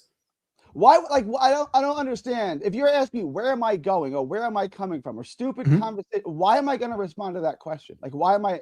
You don't have to necessarily, but what it's called is. Why would I? Like, why would I answer that question? Because because a cop is fishing. He's trying to see if you're going to trip up. So I might ask you where you're coming. I might ask you where you're coming from. And you say, "Oh, I'm coming from my house." I get you into a different conversation. We talk for 2 or 3 minutes, and I ask you where you're coming from again. You say, "Oh, my friend's house." I'm like, okay, well, 2 minutes ago you're coming from your house. So you could try to get people tripping up if you're fishing for drugs or something like that. But you don't have to answer those. I'm not going to. And if I don't say anything, you can't catch me tripping up, right? You can't catch me in anything if I just don't respond to any of your questions. No, you just have to give me your license and your registration, your insurance. Yeah. And I put my hand on my steering wheel, and I'll let you know I have a gun in my car. We're good. And I'm not going to say another word during the traffic stop. That's fine. Okay, we're good. Yeah. Like, we're good. Cops generally don't like that. I'm not you, maybe not you, and maybe not in Jersey, but in Texas, they ask you. Are you a little sovereign citizen-y? You're kind of on that spectrum a little bit. I think you're a sovereign citizen, right? No, I think you may. I think that's very sovereign citizen. Do you roll down the window like this much? Just stick the license out the window and not say anything? Yeah. Okay. So you're borderline. It's okay. But you have to produce a license to drive in the country, right? So you're not that bad where you don't think that you're. Okay, so at least you're. Yeah, you would like me more than the immigration stops that they have down by the border. You would like me a lot more than they hate me because I don't give them ID because I don't have to, right? Like I'll argue with them for an hour. You're not getting my ID. I'll go inside and they'll try to question me. I'm like, you're not getting my ID. You're not getting my ID. Obviously, in Jersey, I can't speak to Texas, but you have to give me your license if you're driving and I pull you over. You have to produce your license. It's not a pullover. So you know what an immigration? I know you probably don't have them in Jersey, but down by the border, within 50 miles of the border, like in Laredo and the Valley, they just random stops and they check to make sure you're a citizen. Unless you can articulate a reason why you're stopping me, I'm not giving you an ID. For those immigration stops, yeah. Yeah. They're totally unconstitutional, right? Like they've been thrown out a million times. I'm not giving you my ID unless you can tell me why you stopped me. All right, Joe. Appreciate your time. Oh, I thought he was putting me in a hole. Okay. What's up, Beast? My ears. I just had to fix my computer because it did a stupid PC crash. How you doing, Joey? How's everything? I heard you had a power outage. What happened? Did you have a short circuit? No, that is Jake misreading a text. It was just my Wi-Fi being out.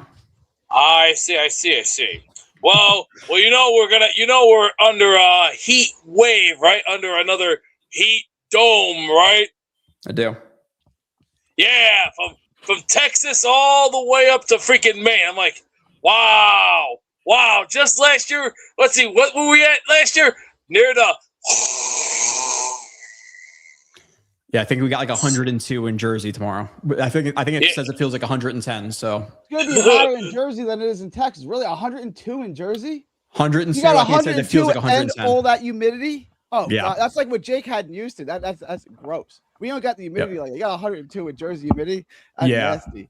Yeah, I know what 102 feels like. It's like you're walking in the Sahara Desert and you go.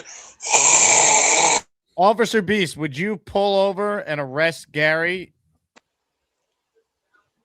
Well, if he didn't have no license on him, you'd have to show ID first. You have to have a reason to ID me. You just can't sit and demand ID from me. You have to have a reason. In Texas, Penal Code 3002. I have to be under arrest before I have to identify. So I'm not giving you my ID. Do you know what this means? Time out. You're flying off your rocker. Did you forget to have your Cocoa Puffs this morning, there, Sonny boy? No, I haven't eaten yet today. I'm good. Good. Well, relax. Take a chill pill. Have a Kool-Aid once in a while. You ever hear of it? Give me a siren that you'd use on Gary. Wee woo, wee woo, wee woo. Cuckoo. Beast, I appreciate your lighting this show. Well, I'm trying to fix something here, and then because the PC did a crash, and I just upgraded the malware department, and we're sitting at 87, but on my phone I'm sitting at 98. So I'm like, okay, this doesn't make any sense. It's like I get 11 points more than I get on the other phone. So I'm like, okay, this is a weird first, but that's okay. It's fine. Complaining is not going to solve it. Just that's the way it is. Yeah, exactly. Hey, Joe, your dinner was ready about 10 minutes ago. Yes. So I'll let you run. I don't want your supper to get cold. It's not even that. I'm gonna do like an impromptu stream for an hour, so I'm gonna go talk about football for another hour. Yep, unfortunately. Yep. Don't eat any hot stuff. I'll come back to you, Beast. Don't eat any hot stuff. I'm not eating Cocoa Puffs either, Beast. Don't eat Cocoa Puffs. What are we doing here? Are you eat a carnivore diet, Joe Blewett? Eat a carnivore diet. Yeah, I'm pretty strictly carnivore. I have a little bit of like vegetables and fruit with like a little bit of carbs, just so I don't eat my muscle away. But I'm like mostly protein. Good boy, attaboy. Good job, officer. Good job. Doing a good job. There you go. Officer Blewett, baby. Love it. And I will stop the Gary. If I see Gary, I'm gonna find a reason to stop him. I have to. Oh yeah. I have to. I give you my license. I give you my registration. I'll tell you I have a gun in my car, and I'm not going to say another word the rest of the stop. You can ask me as many questions as you like. I'm not going to answer a single one of them. It'll be fun. It'll go on YouTube. It'll be on YouTube. No doubt. All right. Appreciate you guys. Joe Blewett and Gary 3D Boxing. Joe, you're the man. Have a great evening. I'll see you next Tuesday, Jake. Can't wait. Hit the jet chat for Joe on the way out.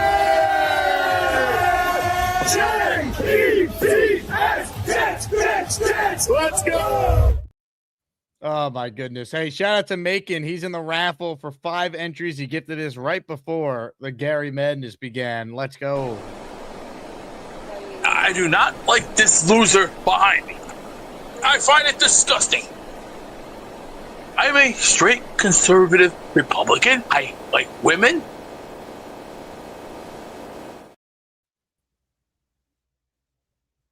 Can somebody stop playing that video? Seriously. Oh my goodness gracious! Macon, you're in for 5. Ted says, you're killing me, 3D. You're way off base. Ted Ruggiero, you are in the Asmaniac raffle for 2. All right, more of your calls here. Let's say hi to Sean, who's next on our program tonight. Hello, Sean. Hey, Jake. How you doing? What's up, Sean? I missed the whole beginning of the show. I'll have to go back and watch.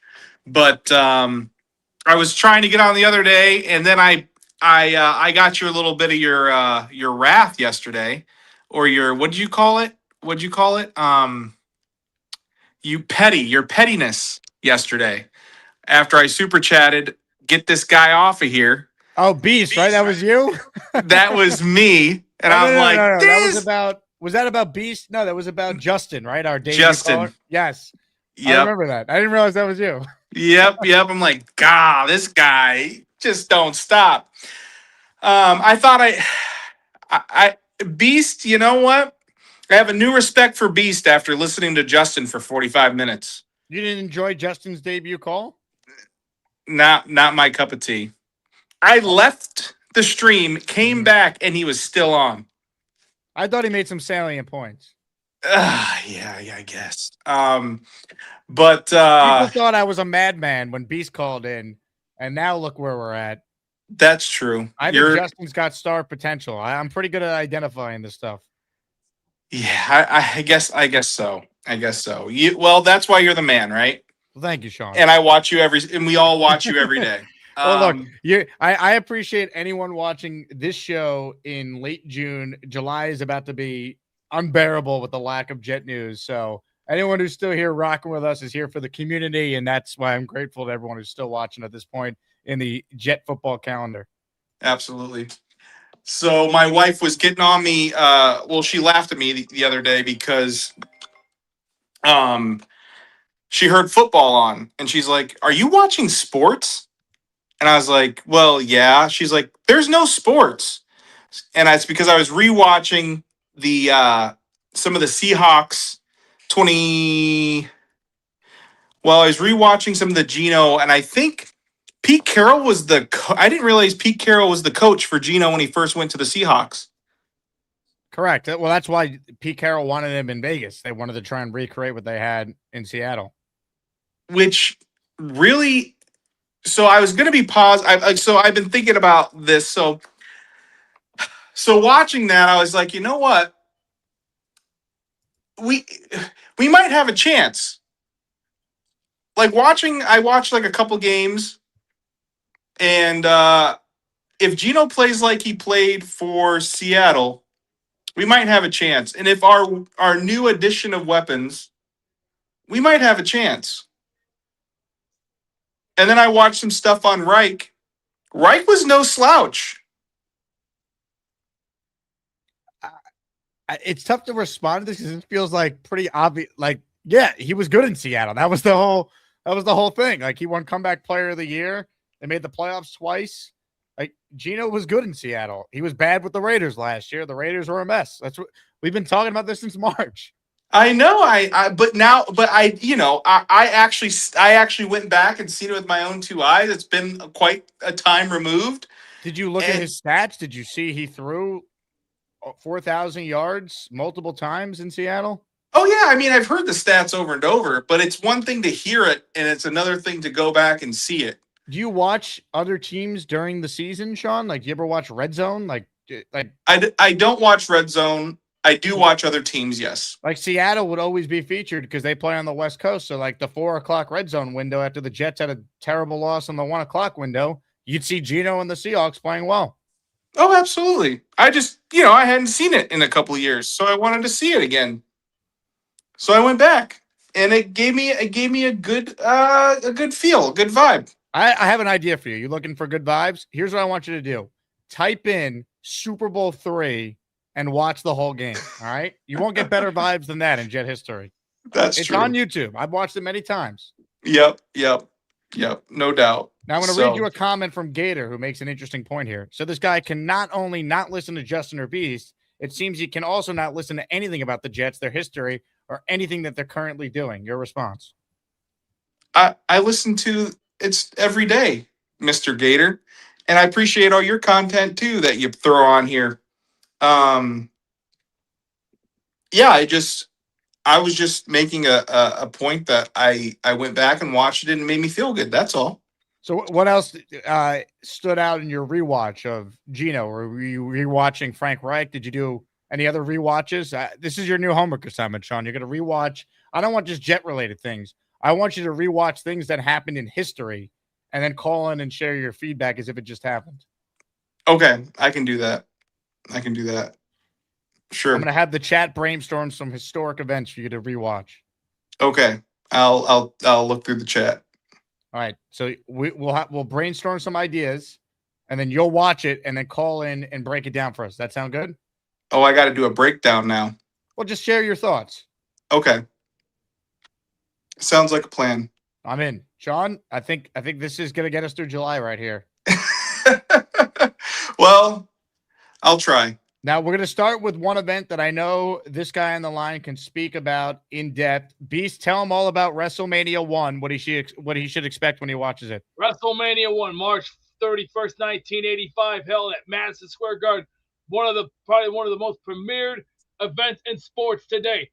Andre the Giant taking on Big John Studd in a $15,000 body slam match. Probably one of the best ones. Cyndi Lauper coming out with one of Wendy Richter to get the rematch that she wanted for the ladies championship. Tito Santana taking on the Executioner. Great match, by the way. Oh, the main event. Oh, the big one, the very, very, very big one. Probably one of the best ones. Hulk Hogan with Mr. T and also Jimmy, super fly Snooker. That's right. Or should I say super fly? Taking on who? Cowboy Bob Orton, the man Orton. Was that Randy Orton's dad or grandpa?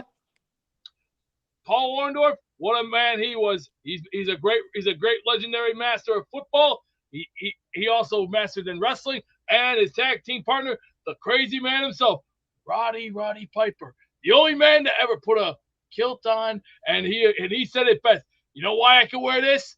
Because I'm that damn tough enough. So I remember watching Roddy Piper back in the day. So Roddy Piper was in WrestleMania 1? Yes. And wow. It was funny because the referees for this match, Pat Patterson, and also probably one of the greatest of all time, the great Muhammad Ali, the man that goes, I am the greatest. I am the greatest. And why is he the greatest? Because he went up against some of the big names in professional sports. You look at the likes of Thomas the Hitman Hearns. You also got to look at Mike Tyson. You got to look at George Foreman. You also got to look at some of the other greats that have come in that ring, like the great Rocky Marciano. You remember Rocky Marciano? So Muhammad Ali was reffing these matches? No, this was a special match because all the belts have already been defended. The Intercontinental belt was defended. The World Tag Team titles were defended. Same with the Ladies Championship match. But WrestleMania 1 brought a lot of things different. Billy Martin, who was coaching the Yankees, also got a chance to appear at WrestleMania 1. And also Liberace, which I thought was funny because Roddy Piper, he hated Liberace. And I'm sitting there going, who the hell is this Liberace guy? I know who the hell this guy is. Here we go. Let's go. So you got the full preview there, Sean. So now you'll watch WrestleMania 1. You'll call back in, and we'll put you on with Beast, and you guys can go through it, all right? Okay. I'll do that. Sean, all the love to you. You enjoy the rest of your evening. You too. Thanks, brother. You got it. Who let the dogs out? Who let the dogs out? Don't leave. Who let the dogs out? Don't leave. By the way, Macon, you're in for 10 because we said the first person to gift 5 or more, we double it. And it took a bit, but you were the first person. So just want you to know, Macon NYJ, you got 10 tickets on the wheel of champions for the Vinny T signed jersey coming up in just a bit. We got a couple other callers still on the line. So if you're on hold, I will get to you. Stay there. This was just brought to my attention. I don't think it's true, but I'm not doing my job if I don't at least address it on the show. So apparently Beast was the one who stole one of those Knicks garbage cans around Manhattan the day of the championship parade. I don't know how accurate this is. Let me just go right to the source and let's find out what the real story is here.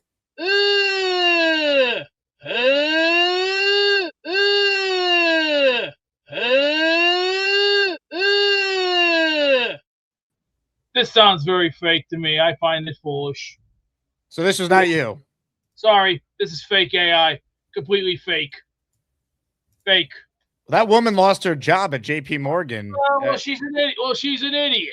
I don't want you to lose your job at Beast Lawn Care. I'm not stupid. First of all, I'm not a dumbass like some of these modern day kamikaze blowhards know how to do.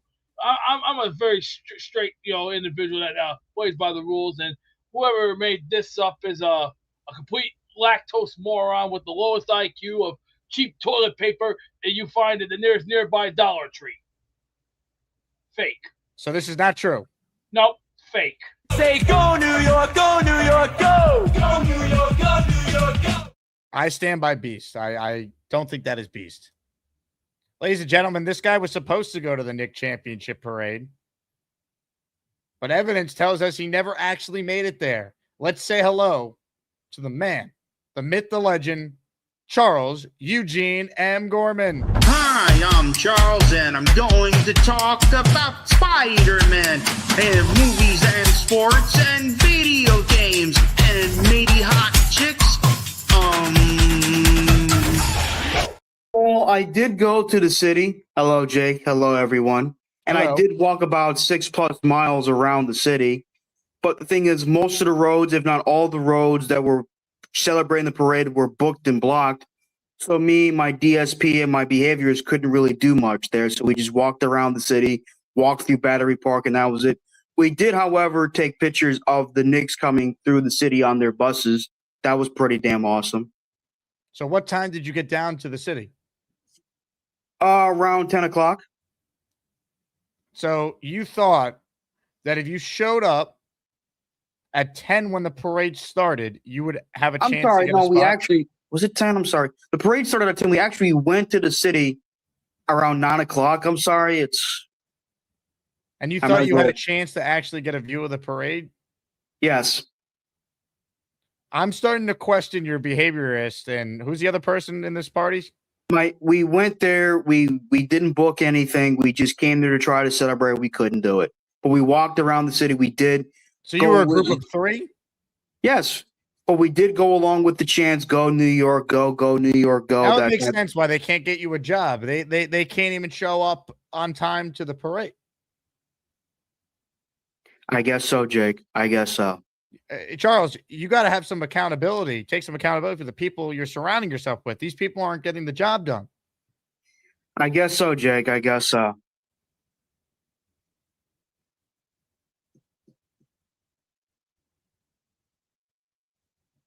I will most likely get employed by Benihana near the end of August. Whoa, this is major news. So for those who missed it, Charles revealed this morning that you had an interview to be one of the chefs at Benihana. Not chef, a busboy and or a dishwasher. Okay, busboy / dishwasher and director of the Onion Ring Volcano, correct? No. Like you oversee all the onion ring volcanoes that the hibachi chefs make. No, I don't think that's it, but whatever, Jake. Let's just go with the flow. Okay, so a volcano overseer, a possibility, but continue. So you had an interview a couple weeks ago, A couple of right? Tuesdays ago. Yes, a couple of Tuesdays ago. And I just got received word from the woman, from one of the managers, that they're not hiring until the end of August. So they still have my application on hold, and they will call me around the end of August. So that is great. I have been applying to other jobs. Well, it's still 2 months from now. We can't bank on that. So much could change from now until the end of August. Jake. That's why me and my other job coach, Shamari. How many job coaches does it take to get this man a job? All I need is as many as it takes, Jake. As many as it takes. You don't need these people. Nick Shine was an excellent job coach last summer. You went to 10 different places. You had interviews. I don't need these people. Well, I do. Bye, Jake. Hold on. Don't go anywhere, Charles. We're having a conversation. He's gone. This is unbelievable. End of August, he might have a job at Benihana. What do these people do? They don't do anything. There's a guy on the line that I know will have a strong take on what we just heard. And I got to be honest, I'm dying to hear it. Extraordinary. Extraordinary. That's extraordinary. That's extraordinary. That's extraordinary. That's extraordinary. It's quite extraordinary. Quite extraordinary. You know, women shouldn't vote. Just do laundry and vacuum. Extraordinary. Gary, the floor is yours. Look, Charles Gorman is a capable 30-something-year-old adult. He's a college graduate who lives on his own. People have tried to help him. I know Gypsy's tried to help him. Nick Shine's bent over backwards to try to help him. Other people have said they could get him a job. I know Chef offered him a job. I remember Nate putting a post out saying they need like something in Central Park, like a concert takedown or something. They're paying like $35 an hour. And like Gorman doesn't show up. Like he doesn't want to take the job. He doesn't want to take the job. He's a grown man. Like you can, what is it? Like you can lead a horse to water, but you can't make him drink. Like that's kind of what we're looking at here. He doesn't want to get a job. He's not going to get a job. Like more people than you can shake a stick at, to use a Texas saying, have tried to get him a job. He doesn't want to. Okay. Like I can't make you want it. So it is what it is. It's just, when I hear 2 job coaches now, and the best they've come up with is an interview at Benihana that he had a couple weeks ago, and now he might not hear anything till the end of August. The end of August is going to be, we don't need anyone. It's just, this is the time to get one of these jobs right now. These job coaches probably went to the coaching school taught by Aaron Glenn and Steve Nash. Like they're probably not particularly good. It's not like he's looking for some very specific job in some very niche industry that there's only 3 of in the entire state of New Jersey. He's taking, basic entry level positions, dishwasher, busboy, etc., etc. He's not a stupid kid. I don't care what you people say. He's not a stupid kid. We did the mock interview with him when he interviewed at Fridays or whatever. And it was fine. His answers were fine. Like, he's not a dumb kid. I don't understand why it's been this long for him to get a job, other than he doesn't want to get a job. And what are these job coaches doing? Like, what are they? Who's holding them accountable? That's what I'm saying. These job coaches, the most ridiculous thing ever. The job coaches sound like they're like he has the worst job coaches ever. If they can't find this man a job, and it's been a couple of years we've been doing this already. I mean, he's got the Aaron Glenn, Adam Gase, the Rich Kotite of job coaches. It's unbelievable. It should not be this difficult to land the kid a job. Typically, is this like, did he hire this, or is this like a state issue thing? Because typically recruiters and things like that will get a cut of your first check. So they usually have some kind of ambition to get you a job. It's not that hard to get him a job. He's not a dumb kid I can't interview. He's not. Clancy says Charles hire Thibodeau. Tom Thibodeau would get Charles Gorman a job in 10 minutes. Jake, you do have to admit the offense was substantially, significantly better in the playoffs. We're not asking him to be the CEO of JP Morgan. I understand. We're asking him to just get a job. A job. And he doesn't, it's not like he's holding out for some job that pays $250,000 a year. He's taking basic level jobs, which is good. Like, it's what he should be doing. It's not that hard to get him. I know. I understand the economy is not great. I get it. But it shouldn't be this difficult. It shouldn't be. Papa Jet says it's most likely Chuck and not the job coaches. I just don't believe that Charles is incapable of getting a job. I'm with you. There's been other callers that may or may not have killed their neighbor who got jobs. And Charles is a lot more qualified, a lot more intelligent and coherent and cogent than unnamed caller who may or may not be in jail for killing his neighbor. All right. Well, Gary, good insight. Are you wearing a Knicks championship shirt? Is that what we're looking at here? So I don't even know if I told this story on the show. I don't remember if I told it on radio or not. So this shirt I'm wearing, James Dolan threw to me at the parade, and I caught it. Asked Lou B, who was there, and I offered it to Lou. Did he throw it to you, or did he just throw it up? He threw it to the crowd, and I happened to catch it in the crowd. But like Dolan threw this shirt, and I caught it. It's like it says champions on it. It's like the shirts they give out for all the playoff games. This is like the first championship version that they had the Knicks City dancers and all the people on the floats throwing at the fans in the crowd. He took one and threw it, and I caught it. 5-10 years ago, were you chanting "Fire Dolan"? Tell the truth. I wasn't at a game 5 years ago. I was in Texas. All right, fair enough. Were you chanting it from your home in Texas to "Fire Dolan"? No, I was chanting "Sell the team." Probably. Can we? He still doesn't let Oakley. Oakley is a legend. Oakley is one of the top 5 or 10 most beloved, not the best, one of the most beloved. And Knicks Oakley of all keeps time. taking shots at Ewing, and again, everyone else doesn't have any problems with Dolan. He's done great for the alum. This is more of an Oakley problem at this point than anything else. He hasn't dropped the lawsuit. He keeps losing and then trying to appeal it and fight it. Like, it's way more on Charles Oakley than it is Dolan at this point. Oakley doesn't let things go. Jeff Teague was telling a story about how Charles Oakley was firing basketballs at Tyrone Hill when he was on the Hawks, saying, "You owe me $200 from a card game like 10 years ago." That's a true story, according to Jeff Teague. So I don't think Oakley's going to let things go, but Oakley's a legend. Are you old enough to remember Oakley or not really? Only highlights. It's not like I saw him live. Oakley was like, I'm not even a Knicks fan, but everybody loved Charles Oakley. He was a beloved Knick. Yeah. Hell yeah. Well, Gary, thanks for the insight, and hopefully Charles gets a job soon. Hopefully. Women need to vacuum and shouldn't be allowed to vote. Last call for the raffle if you want in on the Vinny Testaverde signed jersey or a Jets Legends jersey. You pick the player that you want. Here are the options: Joe Namath, Joe Klecko, Curtis Martin, Wayne Corbett, Darrell Revis, Nick Mangold, or Keyshawn Johnson. Last chance to enter the raffle. On the line right now is this man. Purple Belt Mike, he loves the Dark Knight. He's got a green pool and he jumps right in. Maybe someday he'll get a brown belt, but for now he's just that Purple Belt Mike. Purple Belt Mike, it might be purple, but he can still kick your dirty ass. Oh, fuck. Yeah, I just had a question about Sorsby. I saw that he was dropping the lawsuit or whatever. I'm sure you covered it, but I got on here late or whatever. But do we know if he's not playing in college or he is? Do I know if he's playing? He's not playing in college. He's just going to prepare for the draft, his statement said. Okay, that's what I thought when I said that. So there's 0% chance he's going to be even a 3rd round pick.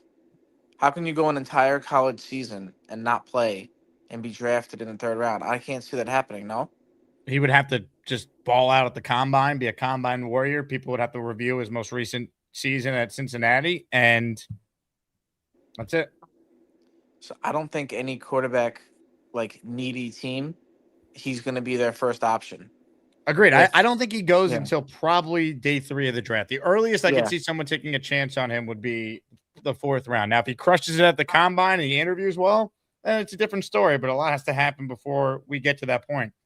I can see something like Cleveland drafts a first-round quarterback, and then Kirk Cousins it and get him in the 4th or 5th round. That's what I said earlier. I could see Oh, that that's what you scenario said? happening Okay, for a yeah. team. That's what I see with him now because of the whole issue with him not playing. Taking a year off can really cripple you. We've seen that happen with a bunch of, like, Deshaun Watson was out for a year and he sucked ever since. So, I don't know. I feel like a year off of football is not going to do anybody good. Remember, Hassan Reddick had, like, the 8 or 9 weeks or whatever it was off, and he was terrible when he came back because he was out of shape. Like, you can't replicate game shape and game opportunity. You can't replicate that. So I was curious with that. Yeah, I think he's probably not going till day 3 of the draft. That's what I would bet right now. Someone will take a chance on him, but we'll see. Maybe he can play himself into being a 3rd-round pick if he crushes the combine, has a great pro day. He's a quarterback, so they get overdrafted. All it takes is one team to fall in love. It sucks that he's not playing because if he was able to put himself in the 1st-round category, that's more chances for us to draft a quarterback. But he did it to himself, though. You know? Yeah, he fucked himself. Yeah, that's true. He did. So whatever. Can you get Gorman a job?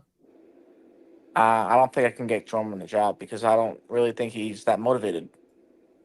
He sounded motivated in his most recent call. No. People sound and say a lot of things, but we're in a world of action. Would you trust Charles Gorman to be the director of Benihana volcano operation? I don't know what that is, but sure. Ladies and gentlemen, PBM.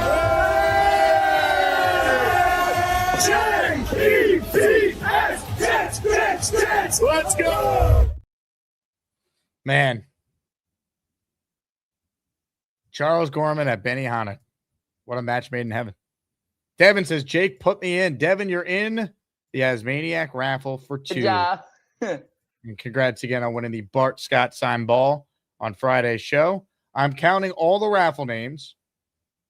When I get done counting all the names, we're going to spin the Wheel of Champions. So this is your last call if you want to be a part of it. Last call, last shot at getting in for your chance to win the prize of all prizes. Ladies and gentlemen, we asked for the man to call back in and provide clarity, and he has done so. Just put myself in these goddamn situations.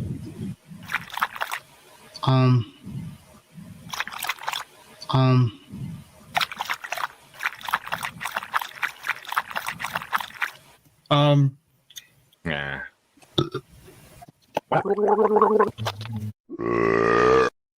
Charles, don't just... Even better, Jake. Even better. I just got off the phone with the owner of Mulberry Street, an Italian restaurant in my home township.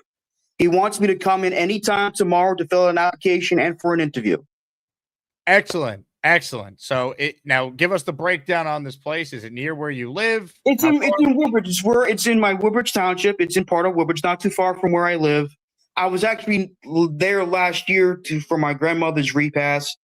The owner, from what I recall, is a very nice man. He was very friendly to my family and I. We've ate there a few times, very nice. But anyway, I applied there for a dishwasher position. I actually got on the phone to let him know that I did apply for the position online with my job coach a couple of days ago. I called him, said, here, come in, fill it out in person, and we'll talk. So I just got off the phone with him. Hopefully, man, I need a damn job, Jake. You know this. I know you guys want me to work, be a working man. Trust me, I do too, even though I give you guys a hard time about it. I know, I understand, but people think I don't want to work, which is not true. I just had a bit of a nap not too long ago, too, so that didn't help. I love it, dude. You're talking about how people don't... You can't say that people think you don't want a job and then say that you came off a real good nap. It's a hard 2 sentences to put together, Charles. I'm excited for you, Charles. It's happening. That was one of the worst things I've ever said on the damn show. You can book that, too, that I just said. One of the things I said, I just woke up from a damn nap. That was one of the dumbest things I've ever said. And I'll carry that responsibility. Thank you, Jake. Thank you, everybody. I know you guys have missed me for so long. My true fans, my true friends here in the community, especially in the Nick Shine community. By the way, what'd you think of Nick Shine's show the other day? Did you like it? I enjoyed it. I reached out to Nick. You did a great job. For those Did a who hell missed of a it, job, man. great I even job. said that to him on this Discord. Peace out, everyone. See y'all next time. Why are you leaving? We're still discussing this interview. Let's come up with the game plan. So tomorrow, what time are you going to go in there? You want to go in right away, dress professional. This is your opportunity. Obviously, I know that. I'm making sure I got the proper attire for it. Just see if I do. Yes. Take us to your closet. Let's pick out an outfit. I'm not taking you to my closet, Jake. That sounds a little creepy. Why, are you hiding something from us, Charles? No, but it sounds a little sexual. You're the one who made it sexual. I just wanted to find a good outfit for you, buddy. I got. Can't show you that. That's a surprise. I can't hear you. You're gonna have to take us with you. You know what? I'm gonna have to call my parents. I have to call my parents to get me some like a suit and tie to wear. My job could recommend that I show up to almost pretty much every interview with a shirt and tie.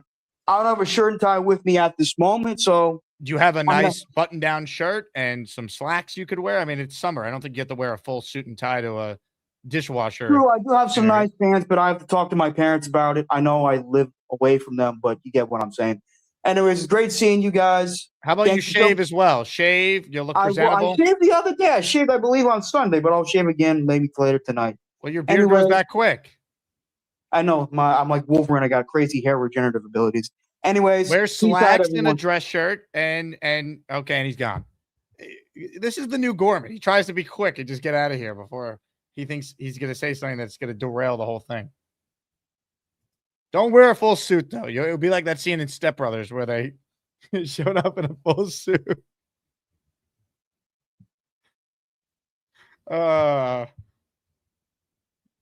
Charles Gorman, everybody. The man's gonna get a job. I'm confident in this one. All right. Just don't tell him you took a nap. Unbelievable. Chef Kevin in the raffle for 2 says, "Let's go, Charles. Now seal the deal. Raffle ticket for my brother Gorman. Let's go, Jets. How about that? Chef Kevin gifting. This is why he's the champ. Gifting his membership or his raffle tickets to Chuck. Love it. Charles Gorman in the Asmaniac raffle for 2. Let's go. Hey, everyone. I finally used Thunder Lips' air fryer, as you guys can see. As you can finally see. Son of a... As you guys can finally see.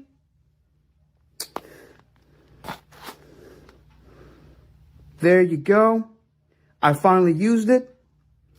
I'm going to finally taste one and see how I like it.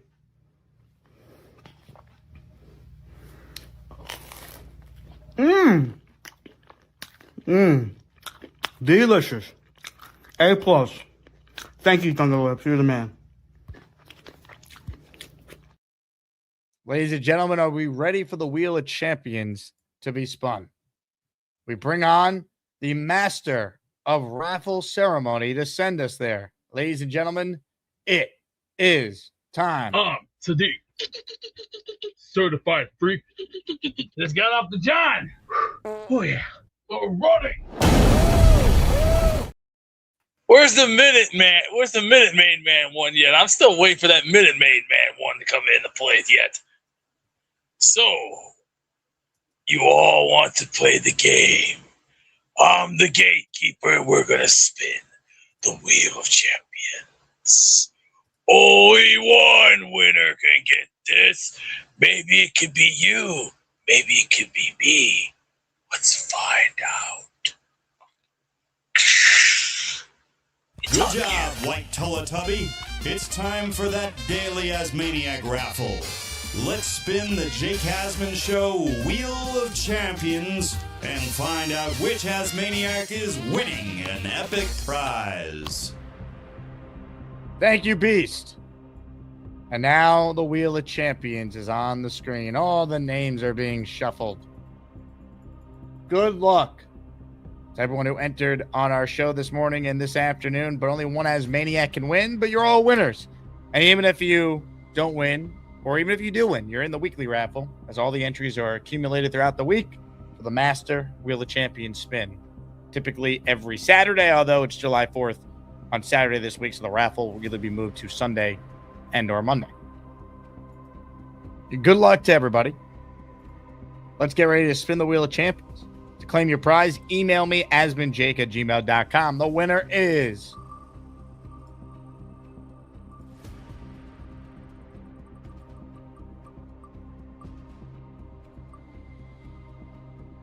Leanie in North Carolina. How about Leanie, who gifted 5 this morning, I recall, winning the Asmaniac raffle. Leanie, the winner of a Vinny T signed jersey. Is this Mike D's nuts? No, it's Queen Leanie. The super hair beauty. She loves the Jets. Leanie used one punch to take down the beast. Queen Leanie is the best. The Asmaniac home pass. It's Queen Leanie. Yeah. Let's go, Leanie. Congratulations. Well deserved. Final super chat from our guy Clancy. He's been an Asmaniac for 21 months. You get a free super chat every month when you're a channel member. I have faith in Gormani. This is the moment. Go in there. Full confidence, Charles. Nail the job down. Let's go. No excuses. Fly like a jet. The Jake Asman Show. Clancy, well done. Well said. I believe in Gorman. Gorman's going to go in there tomorrow, and he will get the job at this Italian establishment. I believe in Gormani. I believe in Gorman. This is his time. It's his time to shine. What he shouldn't do, though, is he should not go in there tomorrow in a full suit and tie and or tuxedo like it's the movie Step Brothers. So, guys, it looks like Glenn, another defensive coordinator without head coaching experience. Great.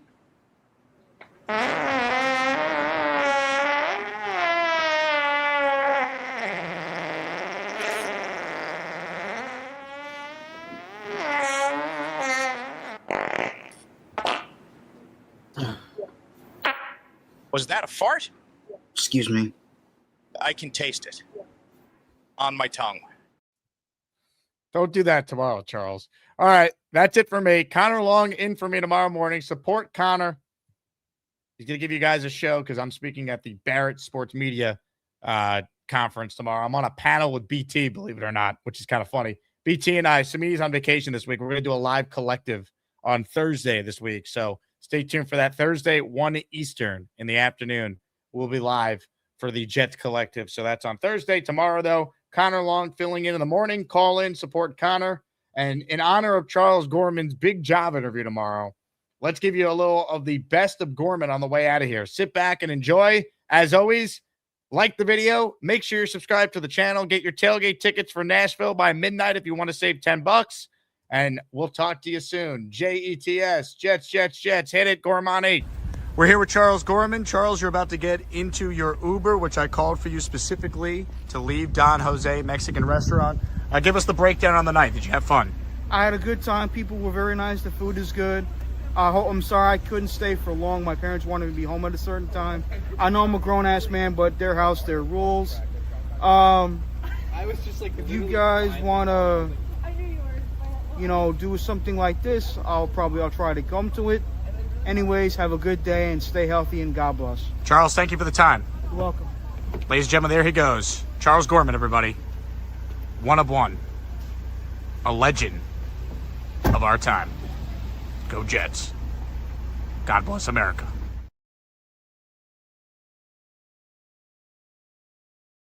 Hey, here's the deal. Just got no chance unless you click on that like button. And you got to make sure you subscribe to the Jake Asman Show. You don't? You can get the f*** out. Now let's go, Asmaniacs. We're built for this shit.